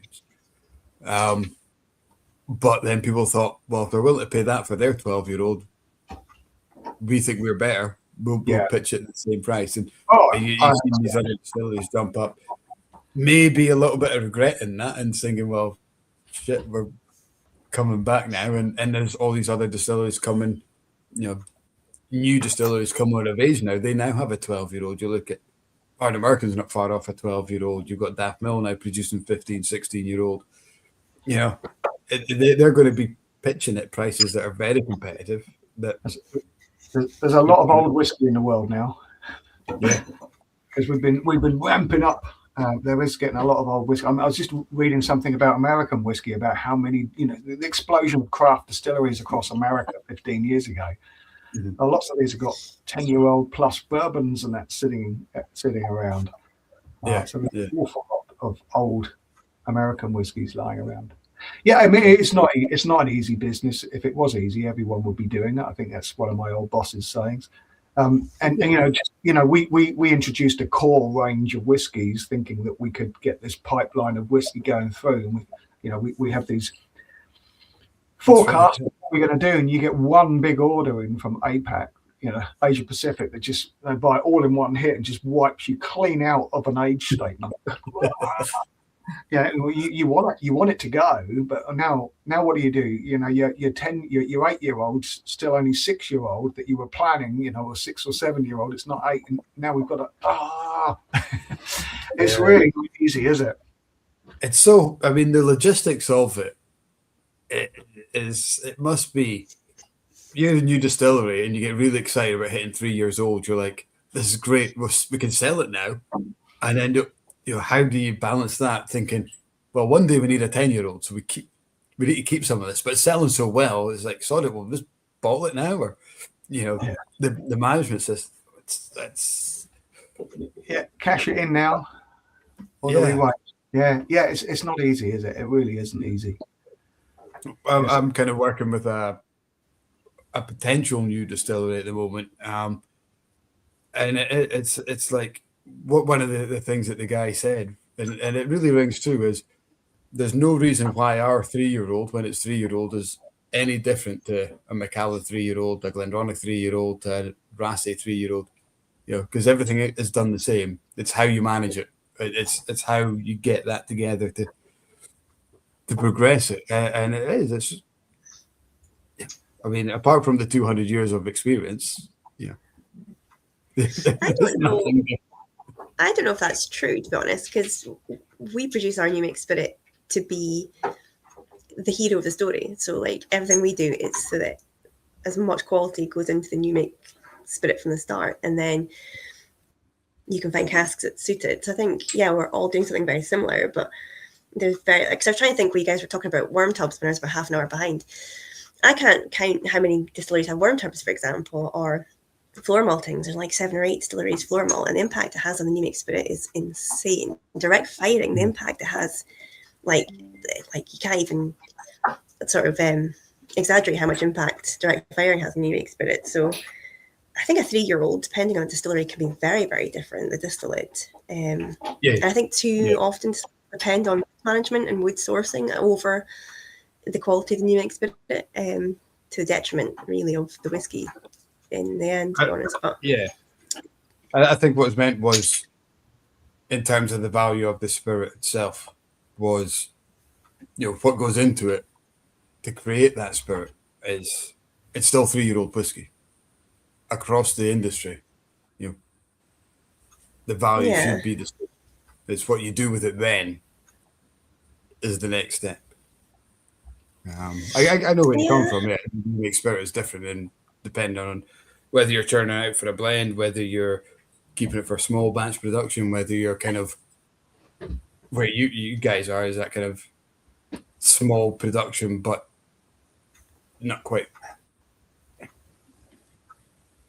Okay. You're not big. You're not producing big quality for blends. You've got a good kind of consistent spirit there. It's changed recently, and you're working on it. It depends on who you are, why you want to produce a whiskey. Yeah, I know. I see what you mean. Like, the 3-year-old should have the same sort of value across the board, but I think it depends how expensive it is and how quickly it's going to have an impact with the wood as well. No, we're not fighting. Whoever SMSM, Yeah, we've opened a can of worms. I know you've all got. He's sitting back. He's just like, "Yep, okay." And Mum and Dad are fighting. So many variables, isn't there? Yeah, I mean, you certainly, you know, some of these smaller distilleries knocking out some really great stuff at under 3 years old in spirits because of the quality of the grain, the quality of the yeast, the floor malted grains. I mean, so many different factors. I mean, I've some of the little English distilleries that have been doing stuff. Just small batches, direct fired stills, playing with yeasts. I've got 4 different yeast samples in front of me, actually, from the same distillery, right there in front of me. Four batches of new make spirit that I'm looking at, all different brewery yeast, and crazy stuff that they're doing. And tasted some of this stuff that's like 4 or 5 months in a port cask. I would bottle it as whiskey. It tasted good enough for me as whiskey. I remember being over at Rassy and trying 18-month-old, the Humboldty cask at 18 months. And I said to Alison, that's so good. Like, you need to, my concern for it, I told him he needs to bottle it then. And he didn't listen to me. He waited 3 years like any logical kind of person would. But it's like, my worry was, how can you contain that? I thought it was going to be over influenced by the wood because it was ready to go then. Yeah. A year and a half later, he released the Humboldty cask, and it was phenomenal. It was really good. So they did it. Yeah, but that's why I just sell this stuff and don't make it. This 3-year rule is superfluous these days, I think. I mean, the quality of whiskey and the quality of spirit that's being made, that's coming off the still these days, and going into the quality of the wood that it goes into these days, that all of these, that 3-year rule is superfluous. Back in the day in 1915, when the Immature Spirits Act came in, there was, unscrupulous things going on with doctoring whiskey and putting new make spirit and calling it old whiskey. That couldn't happen today with all the HMRC all over it and everything that's documented and everything. But I think some of these younger whiskies from new distilleries that should be able to call. I think it should be called whiskey when it comes off the still. I want a one-man crusade to overturn the Immature Spirits Act. Good luck on that. It would be interesting. I think, and a lot of emphasis now on barley type, barley choice, the still process and fermentation. I think has become so important. As soon as the alcohol was there, they would put it through the still. Nowadays, you've got 180. I've got what is it here from the Cabrick distillery, 1,000-hour fermentation spirit. 1,000 hour. 1,000 hours. It was fermenting, and then something in the still broke, I think, and they had to wait for a replacement part. And I just thought, well, fuck it, we'll just leave it in there and see what happens. I've not opened it, but I will. We've done that as well. It's had a breakdown, and I think 3 of the washbacks we put through the still, and one of them had just gone so far into like a really twangy kind of cheesy kind of like note where it's like, nah, that's not going through the still. So it almost gets past people are like, oh my god, 1,000-hour fermentation must be insanely good, but sometimes it just gets to the point where like the bacteria like input is just like made it like your toenails, Mike, in the bottom of your sock, just not fit for consumption. Full circle back to toenails.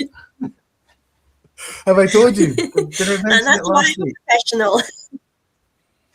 Did I tell you about the tasting note I heard last week at a tasting? I can't remember if I brought it up last week.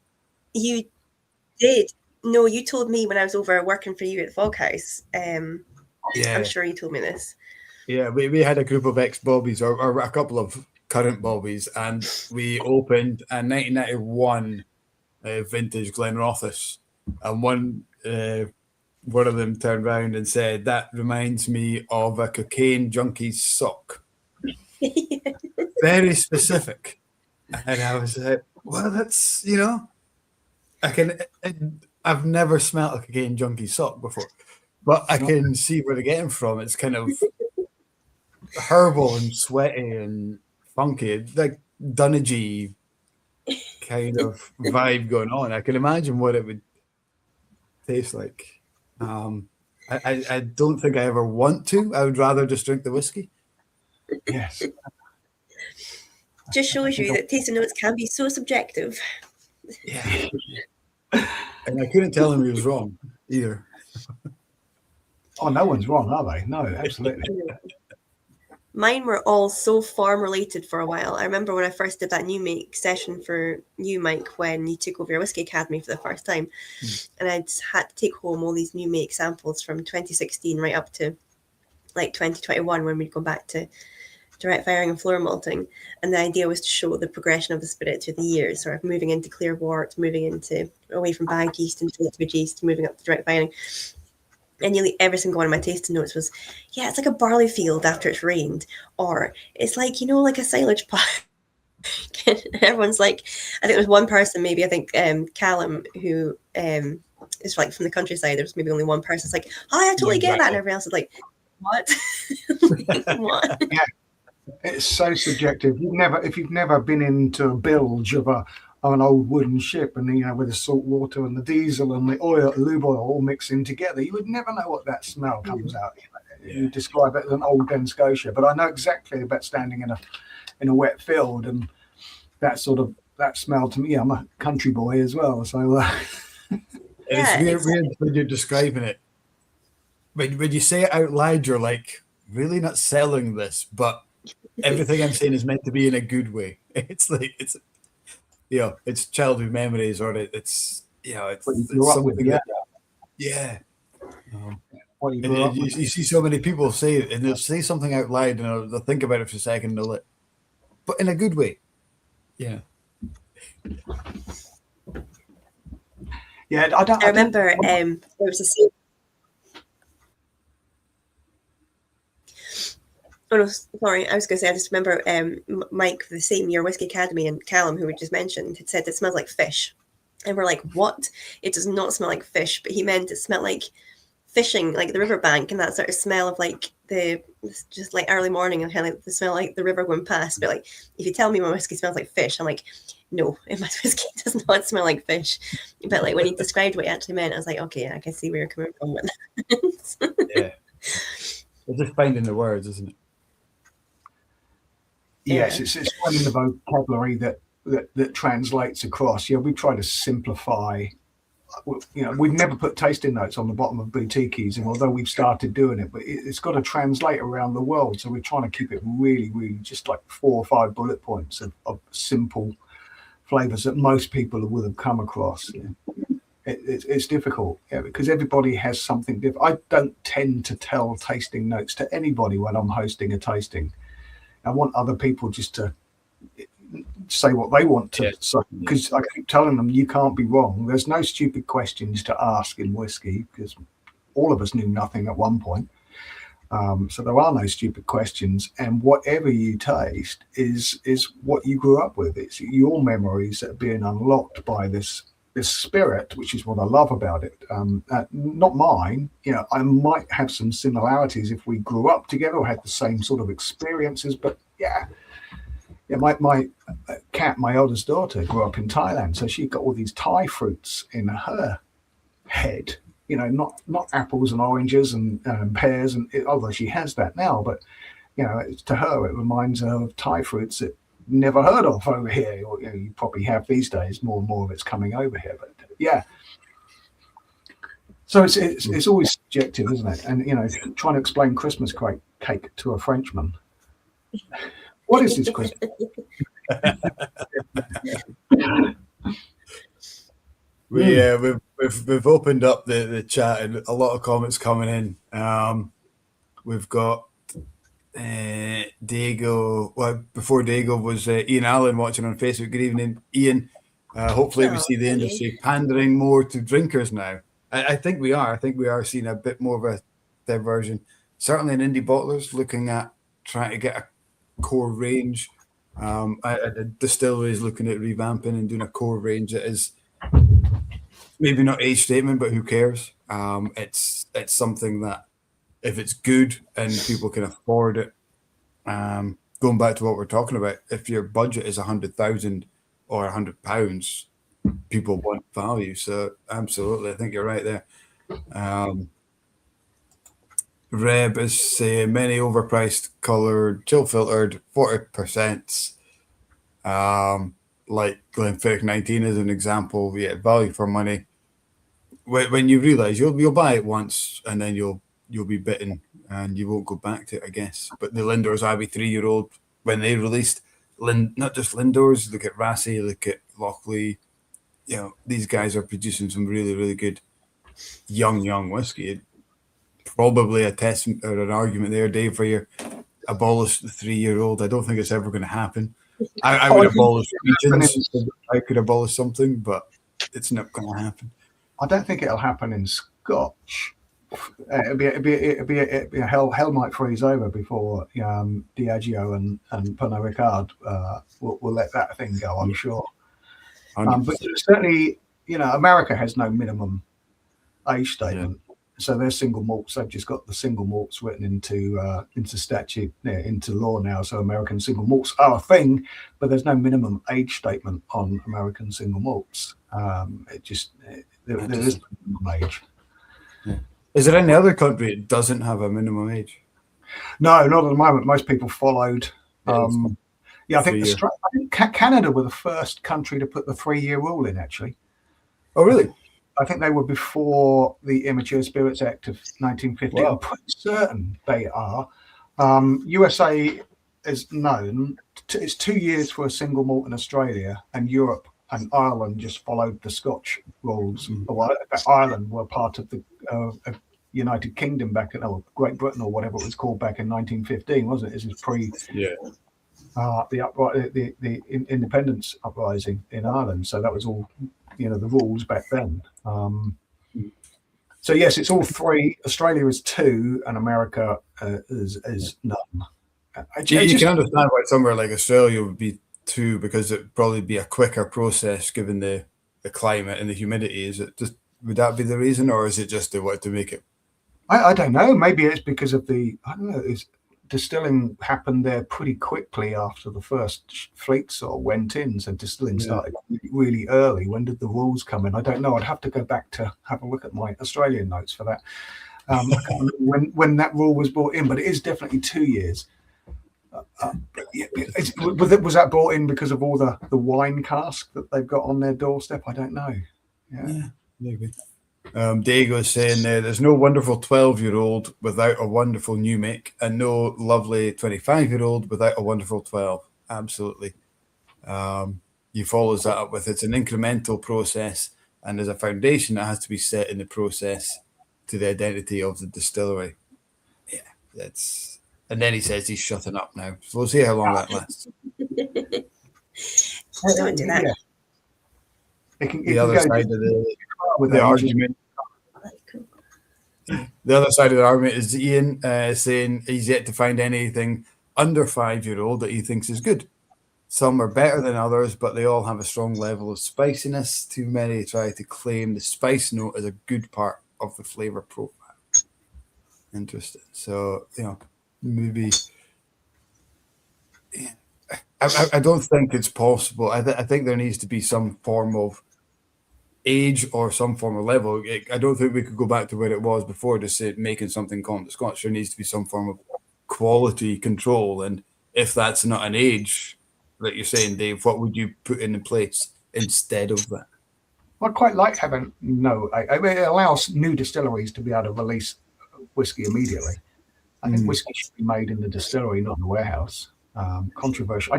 Tequila is. I remember someone going on. I'm a big agave spirits fan as well, Mexican family. So I love agave spirits, tequilas and mezcals. I love the flavors of them and the complexities of silver, of what Blanco. unaged tequila. There's complexity. It's all new make spirit, but the complexities between different distilleries. It's kind of it's still tequila, but it's got a category of tequila. Yeah, it's incredible, and they do it with 3 different styles, don't they? With their rested and their aged. So rum is it's either unaged or it's aged. It's white rum or it's dark. I don't like the dark rum and white rum, but it's rum when it comes off the still. It's a process. It's made out of this. It's whiskey. It should be whiskey when it comes off the still. It's only bourbon when it goes into new charred oak, but there's no minimum age statement, so it could go in and out. I mean, they don't do it because then it wouldn't look like bourbon, but there is no minimum age. And I think the youngest, we bottled a 1-year-old bourbon, 11-month-old bourbon, and it's darker than most 10-year-old uncoloured Scotch whiskies in a refill hoggy. Yeah. Because it's going into new charred oak. And the youngest whiskey we've ever bottled is 40 days old. 40 days. English whiskey, 40 days old. It couldn't even be called whiskey because it never even went in a cask. But it's a wheat spirit. I mean, this is so cool, this little distillery in Bristol that they're doing, that they use charred English oak spindles suspended into a drum of new make spirit. So they've put the whiskey in the cask, rather the cask in the whiskey sort of thing, rather than the whiskey in the cask. So now they've got 4 sides of a stave, all being used, not just one face, all 4 faces of a stave inside, suspended into, to give colour and to give wood flavours. I think that's pretty damn cool. They don't need a cooper. They don't need to chop down lots of trees. They can use, small spindles. It doesn't need to have leak-proof oak. I think that's true. Almost like a tea bag, then, really, isn't it? It's you're putting the tea bag into the water rather than that sort of thing. Yeah, it's almost like you're dropping oak spindles into. There's a couple of distilleries that do finishing with sort of spindles. I've heard of that. Yeah. Or I've heard of people putting charred oak into the cask to try and speed up things. So it's like a dippy egg maturation. It's like this. I think it's pretty cool. You don't say much, Kat, tonight, but when you say it, it's very profound. Yeah. Thank you. I was going to ask Dave, because I shamelessly, and I said this last year as well, I shamefully do not know enough about English distilleries at all. And this year, my challenge to myself was to actually learn more about Irish distilleries and try and get some more Irish whiskey. So it's almost like a 2-pronged question. What English distillery should I be looking out for, but also what Irish whiskies would you recommend for me and for everybody else watching at home as well? I do like little mavericks that are doing cool shit. I must admit, I do like maverick. I do like a distillery that hits and decides what they're going to do straight away. And there's other ones that do a scattergun approach and try lots of different things. One of the best days I ever had in Ireland. I had 2 really good days in Ireland. One was at Waterford. I know there's a controversial about what they were doing there, but they were making some amazing. All of the bullshit with terroir and all the storytelling and everything behind that, I wasn't a big fan of. But the actual quality of the grains of the spirit and the cask samples that I tasted in this, I mean, it's not around at the moment, but why don't you just release this? Because do a style. Another one was not far away from there. Blackwater Distillery. Used to be a writer, a journalist. What's his name? Blackwater was down in County Waterford in what's the name of on the river on the Blackwater River? Of course it was by the bridge there. Tiny little sort of shop house. I say a shop house just because I'm thinking of Asia, but yeah, it's like in the High Street distillery, and they were making some real cool stuff. And he did a series called Dirt Grain, which is all of these recreated mash bills from old like historical mash bills from pre 19th century mash bills that he'd been researching That was very, very cool. Blackwater Distillery. That's one of my. If you go into County Kerry, Dingle Distillery. I mean, just the whole of County Kerry is just so pretty. Yeah. It's just. I think was Dingle where Graham Cool went to. It was, yeah. I went to see Graham while he was over there, yeah. But yeah, the whole ring of Kerry and or driving all around there is just incredible. Just beautiful. Yeah, the Dingwall Peninsula is beautiful. Yeah, all of that side was really good. I'm a big fan of the kind of more traditional Irish whiskey. Not because I don't like the new ones. I just haven't had much time to explore them. But Redbreast and Connemara are two standouts for me. They were probably my first foray into Irish whiskey, apart from Jameson's, which is the drink that got me into whiskey. Full stop. Redbreast, 21-year-old, is just one of the best whiskies out there. And Redbreast, yeah, whiskey, great whiskey, yeah. And the Middleton Distillery is well worth going to. The historical side of the distillery is really lovely to go to. Yeah, I was trying to keep away from the big boys. I try and keep away from the big boys, but yeah, that definitely is. I've been there. That's a very good place to go. English distilleries, well, I mean, I think, yeah, English Whisky Company in Norfolk is doing some great stuff. They do make a great Speyside whiskey in Norfolk. They're unpeated.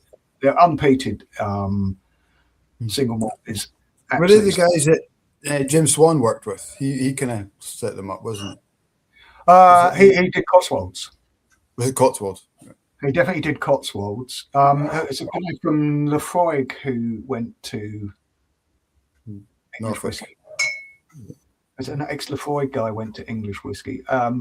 Jim Swan was definitely involved with the Cotswolds distillery. They're making Cotswolds are making some great stuff. Lots of that was the STR cask in the beginning.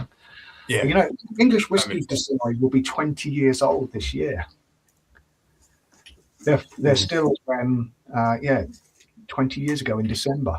So 20 years old. The spring chickens now. Well, I mean, it's still quite young. I mean, if you just think about the first American single malt whiskey was 1996 over in Clear Creek Distillery over in Oregon. That was so 10 years ahead. That was the first commercially available. So it was early 90s that they were making it. Other English distilleries, I like what White Peak are doing. I like that they stuck to a style. That's up in Derbyshire. Lots of great walks all around the Peak District. It's really pretty walking area around that, and I love doing a lot of walking. Just hang on to your toenails. I do like what White Peak are doing. There's a couple of Yorkshire distilleries off Filey Bay. I haven't been to Filey Bay, but I do like their flagship.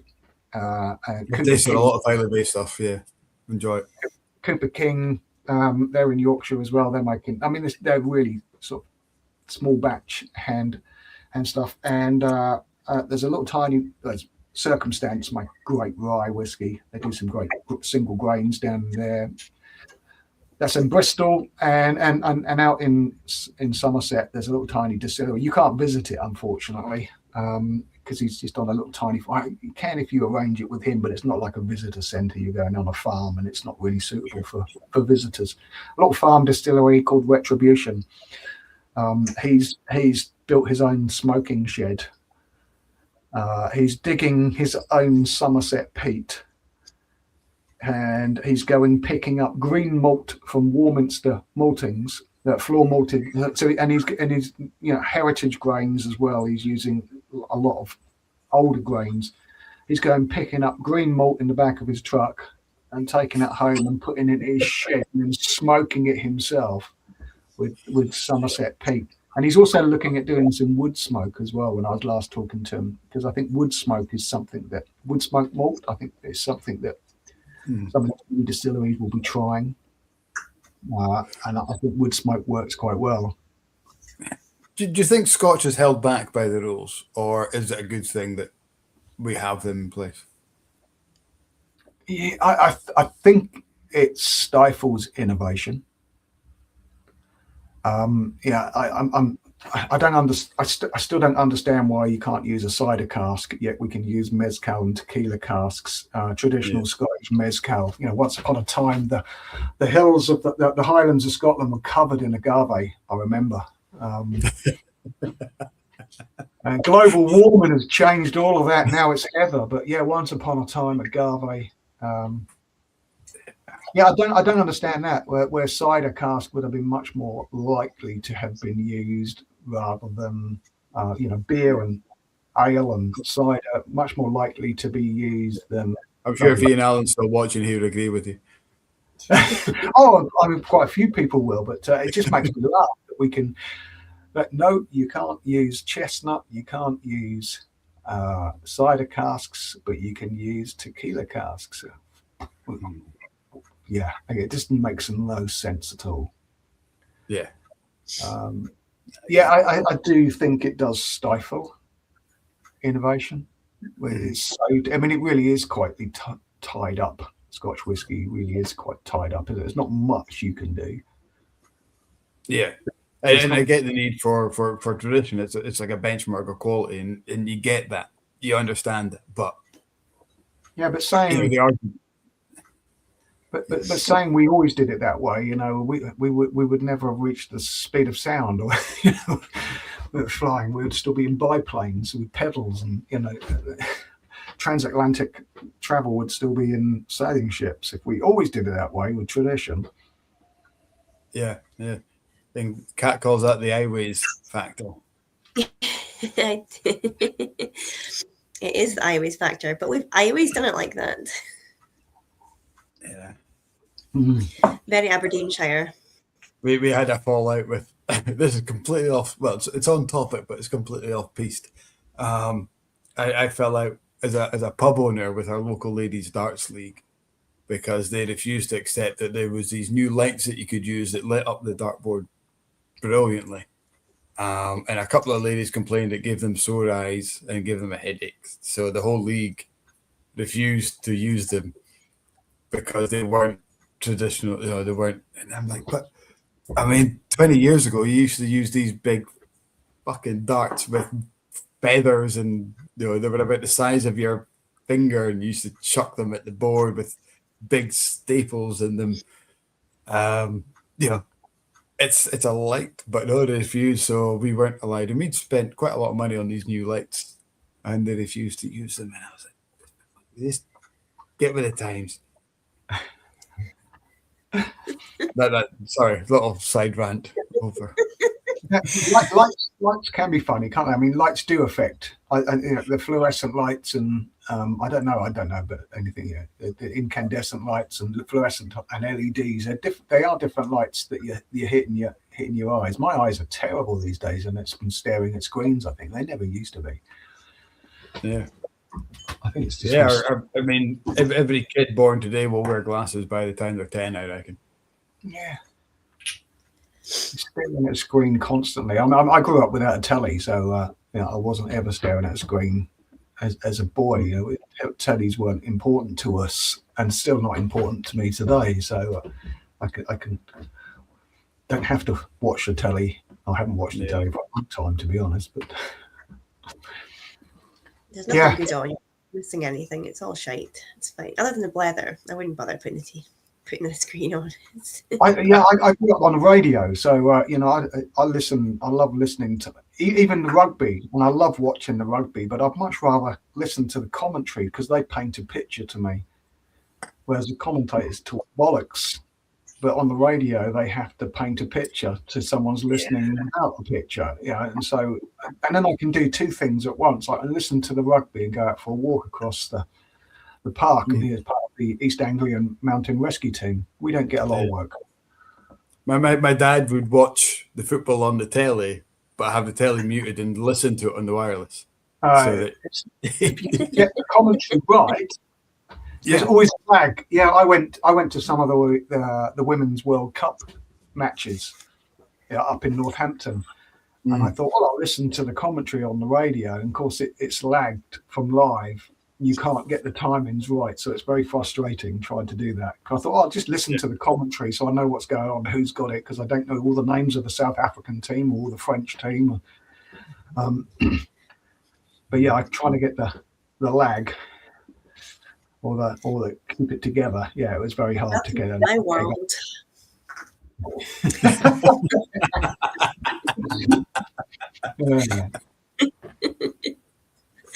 He did that for you, Kat. He put that in just for you. Although I think you've caught up. You've caught up just now. You're pretty good. I am caught up. Yeah, I think it was at 8 o'clock. Kind of everyone going on the internet. Blip. All of the street outside must have all dived onto the internet at the same time. There must be something good on the telly box now. Then is that what it is? They've all gone off the internet. All the kids have gone to bed. Not doing the homework. That'll be it. They'll be finished watching EastEnders or something, if that's still a thing. Is EastEnders still on the TV? I don't know. But yeah, that'll be it. I'm asking the wrong person. Right. Dave, this hinge is phenomenal. I've found a new Irish whiskey that I love. Yeah, I think we've had some hinge samples. I don't think I've got any here. We're always looking at cask samples. Lots of different cask samples all around me at the moment, but I don't think I've got any Irish around me. I'm going to say hello to Jeff. Jeff just joined. He's been listening for a while, but he's got the chance to comment today. Good evening, Jeff. Great to have you on. I loved your just standing for Roy the other week. It was great fun. So thank you for joining us. And I would love to have Jeff on as a guest. So I've passed on your details to Kat, who does the diary. I saw the inbox tonight when I logged on, so I will chase that up. We have to say goodnight to Diego as well. He's off to his bed, so we better say goodnight to him too. He's not going to bed. He's going down in a dungeon. He's going down going down the pub for last orders. What time is it in Spain? Are they like an hour ahead of us, or what? What time is it in Spain? I don't know. Maybe it's his bedtime. I think they're just an hour ahead, isn't it? 10:30. Yeah. We can just get there for last orders, can't he? Yeah, that'll be it. He's rushing down the pub. Well, they've got games of football just kicking off just now in Spain, so he's. Is that right?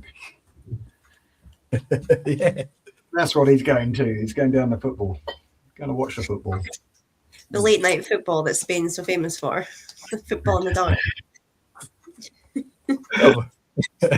It's one thing they do better than America.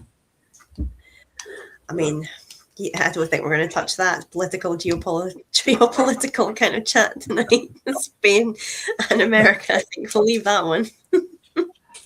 Let's not go there. No, let's not. Apologies to both countries. Whiskey and politics, we never mix. I mean, we've talked about them all, haven't we? We've talked politics, we've talked sport, we've talked. I don't think we've touched on religion yet. I don't think we'll ever go there. I don't think we should, to be honest. And we very rarely touch on sport because unless it's the rugby, I can't really help out in that chat at all. That's right. Whiskey is my religion. Exactly. Yes. Yeah. That and witchcraft. But yeah. Which is kind of. They've got the same roots, don't they? 100%. So most, like, a lot of women were tried as witches because they were actually just brewers originally, and men were like, "Oh no, sorry, we do this now. You're evil." So yeah, talking about your blog, Dave, and how hard it is to keep up with that. So Dave, you are Dave. Mike used to kind of have a blog attached to the Whisky Shop's website, and the three of us, me, Dave, I keep saying Dave, you are Dave, me, Mike, and Russell used to try and write posts for this blog, but it was so hard to try and keep up with that around about life and work and everything else. Like, it just kind of died a death in the end. But yeah, I wrote about witchcraft and distilling and the connection between the two. It's mad, dude. Dave, absolute respect to you for keeping a blog going. On top of everything else you do, because there was three of us trying to do this. I think it was like an 8-page magazine that we tried to put together. And we just couldn't do it. It was just like it was so much pressure on top of everything else. It's like it was possible. We're like, I'm nearly finished. But yeah, gosh, it's so hard to keep up because there's so much stuff to write about. It's not lack of inspiration. It's just lack of time. Well, I've got half a dozen articles on the go. I mean, that I wrote a huge article about rye whiskey just before Christmas for the blog, but I've been writing that forever, to be honest. And it's not really finished, and I just thought I had to cap it, and it's something like 5,500 words. I mean, it was a big old piece, and I wasn't expecting them to post it all at once. But yeah, I really don't. Oh no, it's over 6,000. I just got it up just to double check. It's over 6,000. Oh no, it's because I've got a little summary at the end. 6,000 words on the history of rye whiskey, or history of rye and rye whiskey. That I wrote for the blog, and I was expecting them to post it over several weeks, spread it out to give me a bit more time to do something else. And they just blasted it out. They hit it all out in once. It's a bit of a tome. Yeah, it is a bit of a tome. But yeah, I've got a number of articles on the go, but it's just trying to finish them, and I'm out all next week, and I'm the whole of March is pretty busy. Actually, I'm out every week. Actually, I think the following week I'm just London based. I think. We're lucky to catch you then. So you've got a. This is the only Thursday I'm free this month.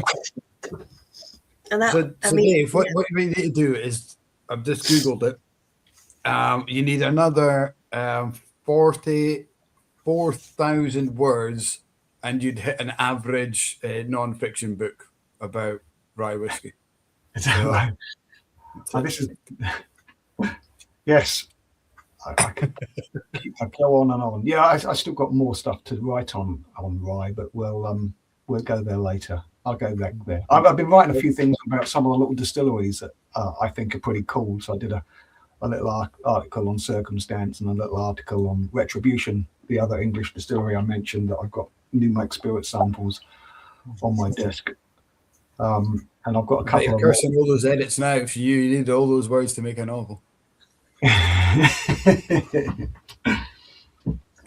Got a few more to do. I would love to get to do a bit more writing. I do some of the copy and stuff for the work my current job, but like I enjoy. There's something really cathartic and like therapeutic about just sitting writing. Like I just love paper and pen. Like every time like I'm at work and somebody asks me to like sort of put together something for them, they're like, yeah, great. Can you put that in a spreadsheet? I'm like, no. You're getting handwritten. That's it. I do love a spreadsheet. I see. I don't. I just find them so aggressive. All those little wee rectangles with their little pointy corners, and like the formulas I can't figure out. I'm not a fan. I do like clever spreadsheets. That look up stuff and bring stuff in. Yeah, I do like spreadsheets. My motto is, if in doubt, create a spreadsheet. Oh no, I need you to teach me about spreadsheets then, because I honestly, I don't understand them at all. Like. Every time, like, see if you accidentally click in a box and you've like deleted the formula, I'm like, oh my god, how do I get that back? What do I do? I'm like sitting googling, like, how do I fix what I've just broken? I'm going to have to put this on screen so you can read it, because if I say it, it's not going to work. This is good. This is from Mordecai. Oh, some dry humor.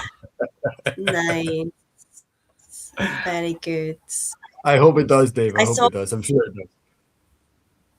I saw Mordecai was drinking my Glengarry as well. He came up to visit a few weeks ago and bought a First Fill bourbon handfill. So well done. I'm glad you're enjoying it.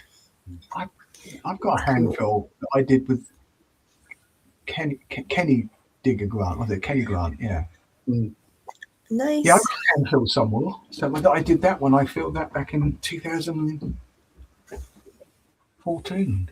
It must be somewhere. Come back up and do a handful with me. Like, never mind, Kenny. Come on. I'll sort it. You could go viral, if you do, right? or wrong? Or... Yes, the infamous Christopher Coates, the Coates de Rhone cask. Yes. I can't remember what it is. You know, I made that man's career. Would he be writing without me? Yeah, he probably would be, to be honest. He's pretty good. You know, Joe, when I'm writing, I can't write now. I need a keyboard. I need a computer. I can't. I hate. You have to type it all. Yeah, I'm so much more fluent typing. I hate notebooks normally because I lose them, or I put them on pages that will then end up. Where's your notebook tonight? You've lost it, haven't you? I told you, first week into the Blether, you're like, I've got my notebook. I'm like, you're going to have lost that by next week. You don't even have any more, do you? Still got mine. I want to write my memoirs. I want to write my Blether memoirs. It's all the random things. It's a different notebook, but it's a notebook. Not the same notebook, Mike. That's Tony's, isn't it? It's Tony's shopping list. No, whiskey cellar. Notebook. It's a notebook. And in it is... notes on a Darwin, banana, no prickle, meaty, refill sherry butt, Did you say bananas, no pickle? Prickle. Oh. I mean, that's the best ever. Bananas, no pickle. Literally, all the introduction is Darwin, 54.4% ABV, banana, no prickle. Meaty, refill sherry, but Oloroso. I don't know who bottled it, what age it was, anything like that. I always keep a notebook. Oh, there you go. Look at that. I love a notebook. Billy Abbott's the same, isn't he? He had all his notebooks when we had him on. He had loads of notebooks. Yeah, but he gets mine his are all filed up here in number order, and So is that just all tasting notes, like whiskeys you've tried, or is it like general observations about, for your writing material? It's mostly notes from working with Boutique-y. So new releases, tasting notes, travel arrangements, meeting notes, all sorts of stuff. Stock that I need to order, stock that I need to sort out. Everything, life, thoughts. I love that. I have to write everything down as well. Like, I can't not write stuff down. It's the only way I remember stuff is writing it down. I need to write everything down too, but I can never find a fucking notebook to write it down in.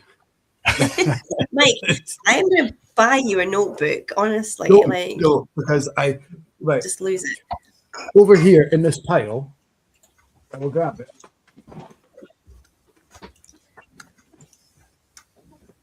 These are notebooks that I have. This one doesn't even have a cover. It's what do we have here? Some tasting notes on page 1. Still tasting notes. Then I have Brooklyn 6 a.m. tonic orange zest. I don't even Blackpool Super League. It's got a website for the Darts Super League on page 2. Then I have. Listen, I can't even read the chaos of your notebooks is just Yeah. depressing me. And then Ian Abernethy's just written, these days you can scan your notebooks into a computer and it automatically captures it into a spreadsheet. That makes me really sad. Like, I don't want him to take my notebooks from me and put it into a shouty, angry spreadsheet. Just let me have my notebooks. Angry spreadsheets. I love that. I don't want an angry. I love journaling. Honestly, like, journaling is my zen. I would literally watch what do you call it? What's the sound videos? Is it ASMR? Is that the acronym? Videos of people journaling on YouTube. That's how bad I am. But I love here I have 4 continuous pages of talking to Robin at Kilcoman back in 2000. Notes like some sort of journalist while he was talking. Yeah, at the distillery since 2010, grown on barley from the farm, started 15 to 20 casks per week. New still house. We'll up that to 70 casks per week. Concerto barley. Yeah. So, I've got notes of, and then we go on to Macker Bay tasting notes. Their first permanent release. John McCallum vatted the first expression. See, it's worth keeping these things. And then I can guarantee you in about 10 pages time, R&D for my own gin. There we go. Well, that's all relevant stuff. You just are not very good at maintaining your notebooks or keeping them in a place where you can refine them. Internet what have you moved on to? No, don't show us that. Honestly, I want to know what's in Dave's glass. He just pulled up a really interesting bottle. Oh yeah. What barley do you reckon you were using up in the 1980s in Glengarry? Oh, that's a good question. Because the it would have been. So it would have still been floor malting then. So it would have been. Promise, Golden Promise, maybe still. It would have been. It would have been whatever we were getting locally, I'd imagine. Okay. I mean, Marisalta, that was really for the cask conditioned ale. That came in 60. 80 Triumph brand came in 8 Triumph. Variety of barley came in 1980, and Camargue came in 85. This is an 88 Glengarry. What's the nose like? Because 80s Glengarry is a love it or hate it vibe because it's got that. Isn't it a soapiness? Is that when they use the soap? We're not using the word soap, Mike. We're using the word floor. Lavender? We're using saponification. Saponification is what it's called. No, this hasn't got a soap. This is delicious. This is a 29-year-old. We bottled this in 2018. I've just found some Glengarry samples in the back cabinet. I've got that's exciting. 18-year-old as well, and I've got a 10-year-old, I think.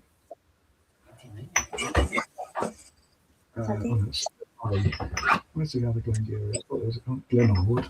I had 3. I only got 2. Okay, I got 2. This is lovely. This one. This is this was a marriage of 2 bourbon hoggies. So this is just ex-bourbon hogsheads. I love Glengarry in a bourbon. So good. I think sometimes with the 80s, sometimes if it's in a sherry cask, it seems to pull through those sort of lavender notes that we were getting in the distillate then, and that was during the time when we had the greenhouse project. Right. So which is on the label. Yes, it's on the label. I know it. On the label, yeah. So this cool. was December 88. This was. That's very cool. That's a month younger than Tony.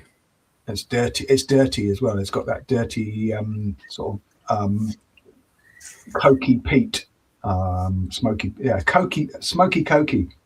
Not the coke that goes up your nose, but the anthracite sort of. So we would have been using anthracite back then. Not easy to say when you've got a lisp, but there would have been a bit of anthracite on the go back then as well. I think in the 80s. Blacksmith's Forge sort of anthracite. Yes, I mean I started off in a shipyard and spent a lot of time in the blacksmith shop as an apprentice. Well, that's interesting. It's not my favorite era, but the 80s ones I've tried have all been in like sort of first fill sherries, and I've kind of picked up more of the lavender note, but I wonder if the sherry is just pulling through more of that floral note. It'd be interesting to try a sort of bourbon Glengarry. And that's quite a dark colour for. Did you say it was like just a refill hoggy? It says it's a marriage of 2 bourbon casks. Let me put a bit of white paper behind it, so you can see. I know it's quite hard to tell with like artificial lights, isn't it? I've got. There's only a little bit left in here. I'll send it up. Yeah. Oh. Okay. Cool. Nice. It is very nice. Yep. That's got a bit more of the 18-year-old. It's a bit lighter. That is very much lighter, yeah. So, Kat, you're saying it. A lot of the casks that you get to try from that era are kind of heavy sherry or big sherries. is that because what was going out in the bottling was all bourbon, and the sherries were kind of kept back for maybe long-term maturation? Or To be honest, I don't actually know the answer to that. The only 80s stuff that I've tried predominantly have been hand fills, and they've all been first fill sherries. But I've got some. I'm working my way through some samples just now because I'm creating a kind of Eras tasting, and I've got quite a lot from late 80s, and because they're sample bottles, I haven't got a lot of the maturations written on them, so I'm trying to figure out what they are. But I think some of them are bourbons, and I'd be interested to see, because like when we rebranded with the Stag, like the 21-year-old, for example, is 80s spirit, and even the tasting notes, it kind of highlights that kind of violet lavender note, and it is quite prolific in sort of mid to 80s kind of. But they would be marriages, I think, like a bourbon sherry marriage. So I do really wonder if it's just the sherry that kind of maximizes that lavender note in there.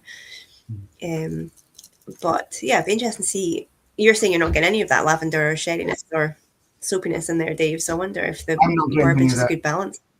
It's just a really nice old school Glengarry to me. And you picking up much to the peat in there? Oh yeah, that peaty note is in the not so much in the nose. It's that smokiness is definitely coming across on the palate though. Yeah. Yeah. By 80s, we've gone right down to about 8 to 10 ppm. So like it would have been really, really light influence in there. It is a light influence. This is that cokey sort of peaty smell. That it's not the lighter or the even sort of the heathery peat. It's more of that sort of anthracite sort of smokiness that comes across. It just leaves it on the palate for me, which I love. Nice. It's funny because now that you've said that, I've got these samples I've been going through, and there was some that there's like a mineral kind of almost chalkiness in there that I couldn't quite pinpoint. Like I don't know what this is that I'm getting, and I wonder if it is just like that kind of anthracite kind of vibe that you're talking about that I just couldn't figure out. It's like what I was. The blacksmith's forge and all the shit that was in the air everything was. The blacksmith shop in the shipyard was the black hole. We never had fridges back in those days, not in the shipyard, and we used to have a can of condensed milk on the side. Fussell's condensed milk, and that was for putting in your tea. And because this it would sit there for a long time. You'd only use a tiny little bit of condensed milk in your tea, and the top of the tin would be covered on all this black soot, the dust from the blacksmith shop. I mean, the health and safety.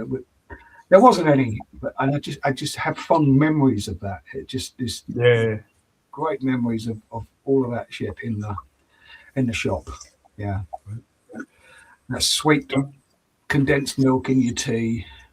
I don't know if I could do that. That'd be very sweet. I remember that. I was in the Army Cadets in the TA for a long time, and that's what we used to when we were out on in fieldcraft mode. It was condensed milk. Yeah. Great. That tin was just filthy. It tasted horrible, but it was what you had, so you just made do with it. Yeah, it's all you had. Yeah, that's all you had. Wow. I'm going to hold up something. I'm going to see what you. If anyone at home, we'll give the guys at home a wee second. Does anyone know what this is? This fell out of one of my notebooks that I just found. Is that like the flavor wheel, or were you playing Spirograph? It's more of a spirograph than a flavor wheel. That's a time and it's like a temperature chart. Is it a temperature chart on a wheel? Temperature wheel of temperature going up and down, or? Yeah, you're right. But for what part of the process? Sorry? What part of the process would that be used in? Is it monitor? Because that's spinning round. It's at a clock. It's like a clock face. So it's spinning round. Yeah. And so it's monitoring the temperature. This bit peaks. So there's a breakthrough point here. Is it for fermentation, or like to count down until lunchtime? So this is from Springbank. This is their kiln temperature. Oh, is that the temperature in in the kiln house. Is that right? Yeah. So that would go round. So I don't know how clearly you can see that, but there's a spike here, and that's where. So this is where to start drying the barley, and then you'd have a breakthrough point when the heat goes up through the barley into the room, and that's how they knew how long the heat was in the room rather than breaking through. So the initial point is the smoky bit, and then it's the hot air coming in. That's smoke. That's hot air. Yeah. Yeah. Is that from when you did the school, like the Springbank school? Yeah. Pretty cool. I've got about a dozen of these kicking about, and at the time I never thought that. You just think this is great. You should put them in frames and put them on the fog house. That's cool. Yeah, maybe. It'd be like a talking point. I'll get one of them framed. I don't think you need all of them framed. Yeah, it'd be maybe two of them, because I think I actually have one for Springbank, one for Hazelburn, and one for Longrow. Oh, that's cool. I don't think I've got the Kilkerran, or maybe it is because I've got 3 different distills, so maybe it is because I don't think Hazelburn needed it. Hazelburn would just be hot air, wouldn't it? Yeah. That's unpeated. Yeah. I think I'm like Hazelburn, just hot air. much like this conversation this evening. I can relate. That's why people love it. Oh, that's lovely. I do love old school Glengarry. I remember I was in a bar in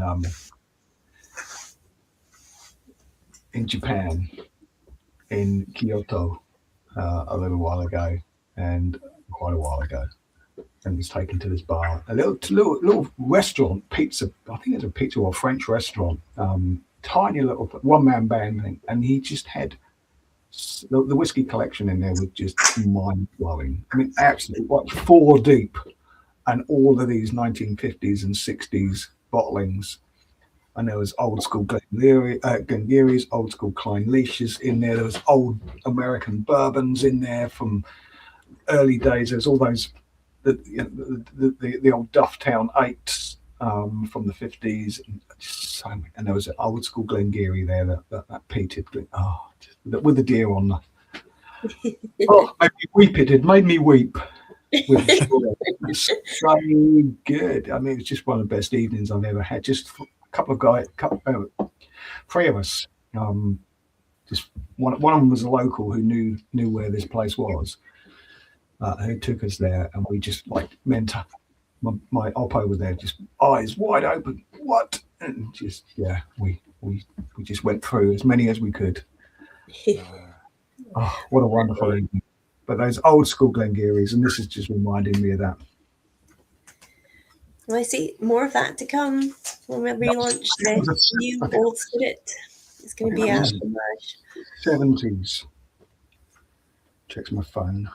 I think that was a 70s Glengarry. I think the oldest Glengarry I've had is 1958, and it was absolutely gorgeous. So beautiful.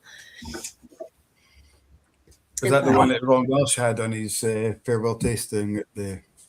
It might have been. I had it sent up for Christopher Coates coming over to do some stuff for us. But it might have been. It probably would have been the same one that Ron had. Still the most mind-boggling tasting I've done. I'm sure it was. Was it not 40s? Was it 40s? Or is it 50s? See, I don't know because I didn't get to be part of it because I was bloody working that day. But yeah, I have it in my head. It was 40s, 50s, 70s, 80s, 90s. 40s. I've never seen Glengarry from the 40s. I'm sure it's 40. I want to say 44. I'm older than the bloody Gordon MacPhail one that the Balmoral was he. I'm sure it's 40s. I might be wrong, but I've never seen Glengarry in the 40s. Now, the oldest one I've had was a 66, and it was a Samaroli. 66. Amazing. That was in that bar as well. Yeah. It's maybe 40-year-old. 66. That was a 31-year-old. 30-year-old. Are you looking at a spreadsheet?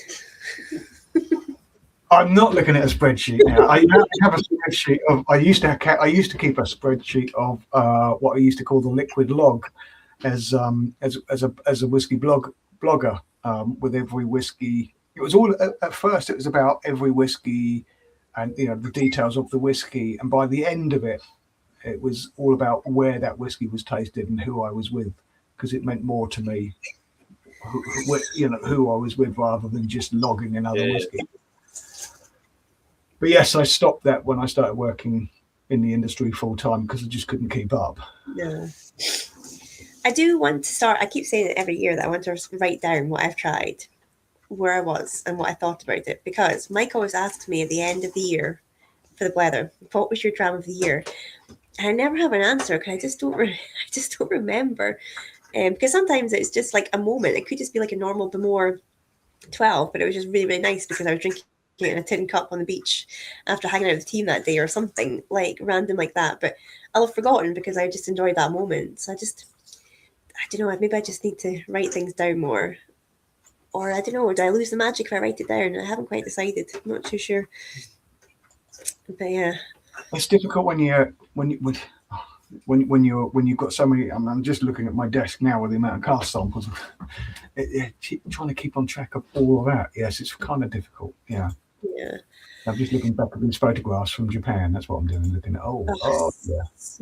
So lucky. I'd absolutely love to see Japan. I was doing some filming for a Japanese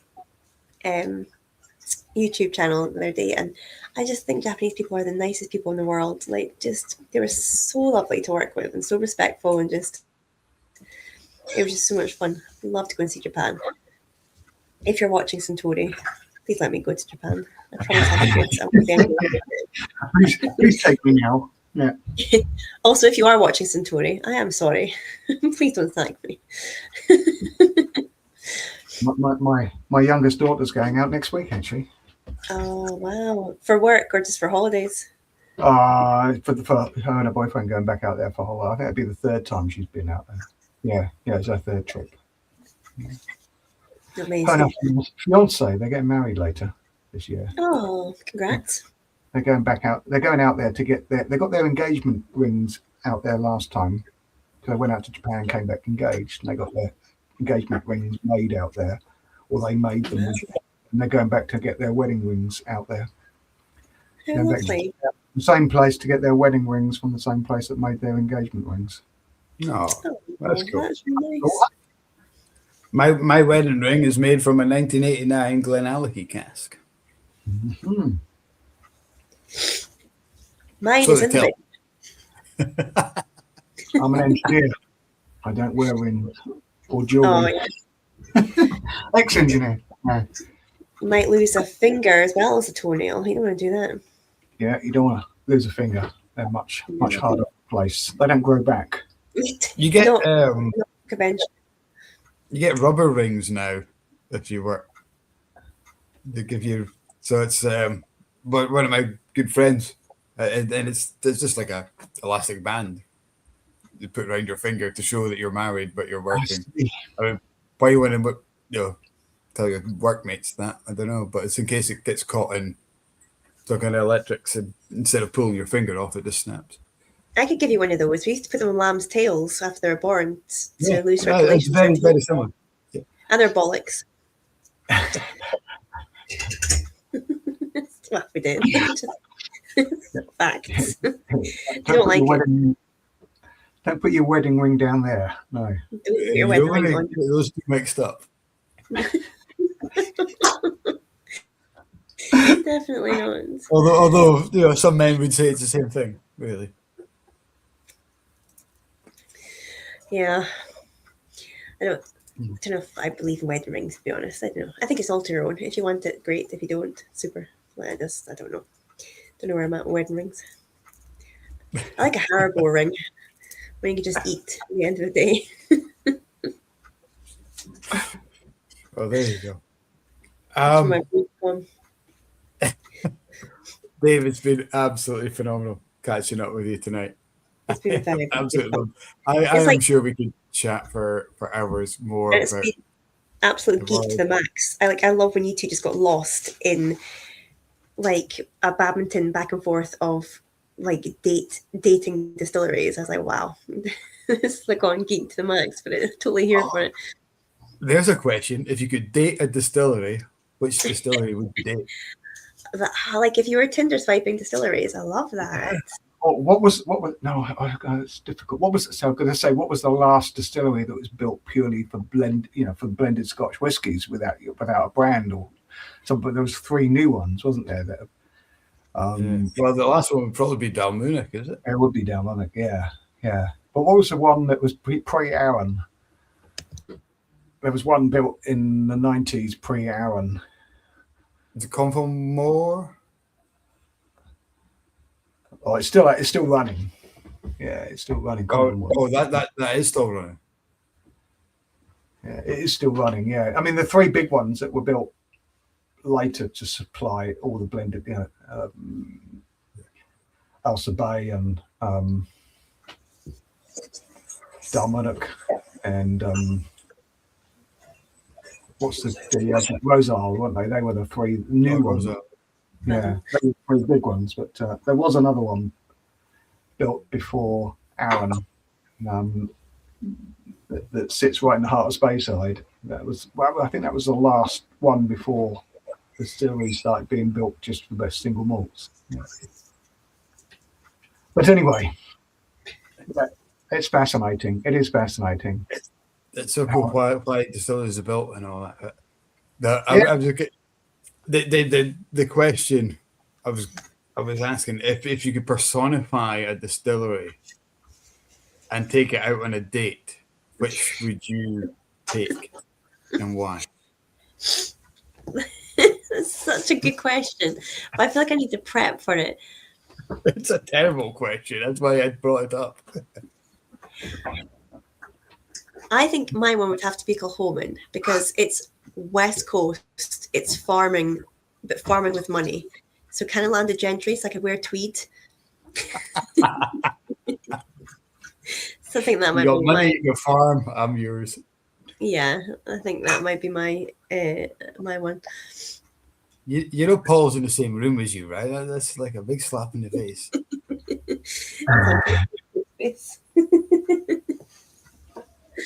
He knows I'm a posh girl at heart. What would your one be then, Mike?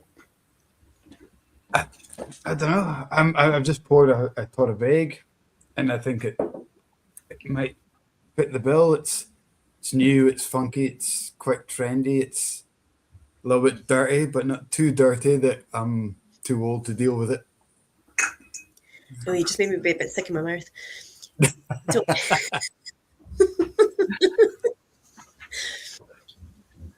you're far too old to be dating a new trendy distillery. You'd have to go for something. Born in 2017, it's ridiculous. You're Glenfarclas, where all the curtains are tartan, and you wear slippers.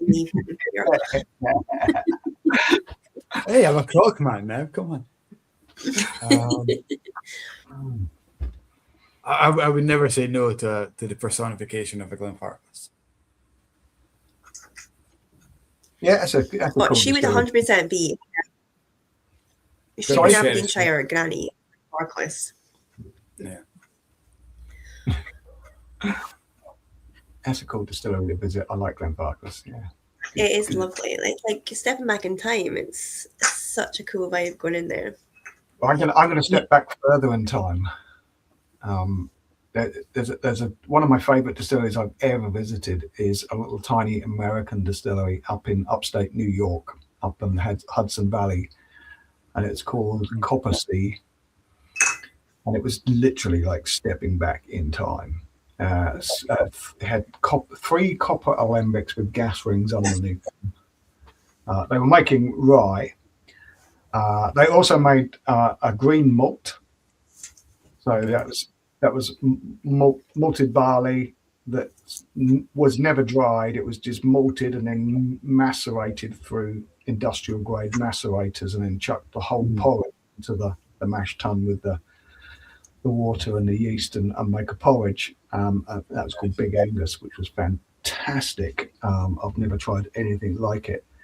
but it was like stepping back in time. The spirit safe was 3 milk churns. Like the heads, you mix, you literally roll one milk churn away to put the hearts in. Okay, well, hearts are running now. Move the heads away and roll it away. Let it drip on the floor next to the gas ring that's underneath the still. I mean, it was just brilliant.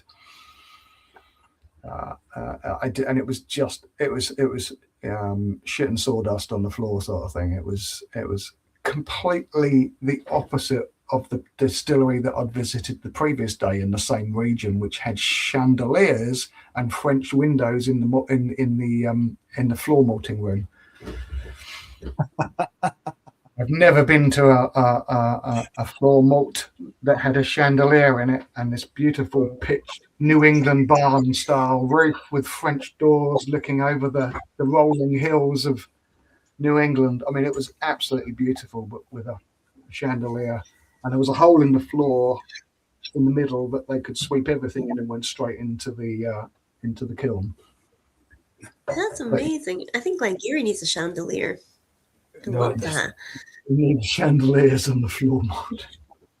Over the malting floors, you need a chandelier. That was called Hill Rock Distillery, and that was just like a picture postcard distillery. Everything was spotless. And the next day we went to Copper Sea, and it was a proper old farm distillery, and they did everything themselves. And there, these copper alembics with the gas rings, and dip your finger in the new make spirit as it's coming. Yep. You need to write a book, Dave. I want a book about all of your travel. I love the way you describe the different places you've been to. I just write a book because I'm going to buy it. I just like the idea that Dave has described 2 very different distilleries, but he preferred if we were to personify it, he just preferred the one he could dip his finger in. Yeah, I prefer the one that is making it with, old school. Yeah, old school. Yeah. I think that's quite a broad spectrum of distilleries to date. Then we've got Glenfarclas, we've got Kilhoman, and we've got an upstate New York one. That's pretty cool. Yeah. You definitely have a broader spectrum of distilleries under your belt than we do. But it's very, very cool. Well, thanks for Ian's agreed with Glenfarclas. Classic, tidy, and not too big. Well, we're not going to be body shaming our distilleries, Ian. I think you'll find. We'll just. I remember when I went, I was told that they had no running water, no like city water at Glenfarclas. Not even in the distillery manager's house. There, it all comes from all the water that they use there comes from the spring. There's no plumbing going out to them up there. Yeah, I agree. I think that's true. It was such a good tour. I really enjoyed when I went up there. But it was on silent season, and they were renovating or doing work on the still house. So I didn't get to see a lot of the still house. And I kind of gone because I wanted to see the direct firing because it was just before we went back to it. So I need to go back and revisit it. But it was such a good tour. I really, really enjoyed it. And the tasting room's beautiful, and such a nice retro vibe in there. Really, really cool. Mordecai saying, "What about Bo Amore?" Yeah, it's very good. We could definitely. I could twist that and say for me it would be the Ardmore. Ardmore, yes. I do love Ardmore. I was trying to figure out how we could fit that in, but it's just a big, clunky, sexy beast. So she is lovely. She's a classy Highland lady. Fit for function, but still beautiful. Yeah. There you go. We've definitely that diverse. Started with toenails and ended with what distillery would you date? I love how diverse that got. But yeah. But we are nearly 3 hours into the chat, Mr. Worthington, so we really need to let you get off. We're going to break our record at this point. Can I get to last order? I can get to last order still at the pub. Yeah. Join Diego. He's already there. He's already there. He's in his dungeon. Right, yeah. It's open David, to- it's been an absolute phenomenal pleasure. Once again, every time you come on, we go on different tangents, but everyone is interested in. I just love it. I love. Oh, tangents are what I'm good at. Yeah. I mean, going off in tangents. It's That's awesome. ADHD, and that, yeah. you make it easy. You make it so easy to talk to you about whiskey, to Well, talk you're about anything. a man of many hats in all regards, whether it's whiskey, whether it's jobs, whether it's conversations. So yes, Mr. Worthington, the man of many hats. Thank you. Many Always a hats. pleasure. I'll take that one. Yeah, I'll take that one. A man of many hats. I'm looking for a new hat at the moment. Yeah. I'll send you one of our Foghouse Well, or Blether branded ones. Oh, absolutely. I haven't got a bunnet. No. I was looking at bunnets the other day, but I want a dead man. I want a dead man's hat. Yeah. It's like a short top hat. Yeah, I was going to say I'm not going to like steal one off. No, it's called a dead man, but it's a short top hat. Oh, I haven't got a witch's hat. you can have this one. Is that? I Did think you it's a steal that traffic off cone. Duke of Wellington at the George Square? You're not in Glasgow unless you've got a traffic cone on your head. No. But yeah, a witch's hat. Get yourself a witch's hat. Or yeah. Before we go, flat cap. next week we have another great guest. Can you let the guys who are still here know? I like the way you said that, like you actually knew who was on next week. You've got no idea. I do, because we planned one and it was like, oh no, we have somebody else. So next week we've got a gentleman called David Craig. So he for years and years has run the canoeing tours up and down the River Spee, going to different distilleries. So he's just retired this year after, gosh, I can't remember how long he's been in the industry. Forever. Yes. So he's going to come and tell us all about. He's going to do one last trip up the Spey for Spirit Speyside this year, and then he's going to tell us all about his time again. Yeah, I'm excited to speak to him because, like, I've followed his Instagram for ages, and a lot of his content is so lovely. So yeah, he's going to join us next week. He's such a lovely guy. Yeah. Oh, yeah, that's cool. Yeah, he can tell stories forever. Oh, amazing! Yeah. I'm excited. He's been doing up and down Spain for years. Yeah. I know he must know. Long night. Really lovely, mate. Yeah, you're in for a really long night again. Yeah, next week. Dave is a really cool storyteller. Yeah. Excellent. Look forward to that. Well, guys, if you're up for a night as long as the Spey, we will be ready for you. Dave, absolute pleasure. I love talking to you. Like I said in the email, I always get passionate about whiskey talking to you because you just put it across in such a cool way. I just love it. Whiskey should be fun. That's all I'm going to say. Whiskey should be fun. 100%. Thanks for having me. It's been really fun hanging out with you. It'd be good to sit down in a pub with you and chat like this. One thing we haven't talked about, quickly, very, very quickly. Are you at the Indie Bottling Festival in Leith? I don't know yet. That's not on my radar at the moment, I must admit. When is it? 2 weeks' time. Hey, it's in 2 weeks' time. David Stark's festival in Leith. It was the independent whiskey festival. You were there last year, weren't you? I was there last year, but I'm not in 2 weeks' time. I'm in. No, I'm definitely not there. I'm definitely next. I'm just trying to look at my calendar. Another spreadsheet. Another spreadsheet.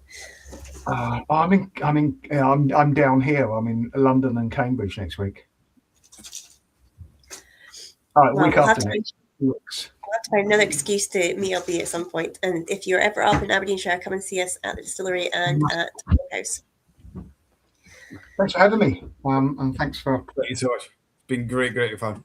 Chatting. Good night. And great night, guys. Hope you've really enjoyed it. We'll see you again next week. Cheers. Slange.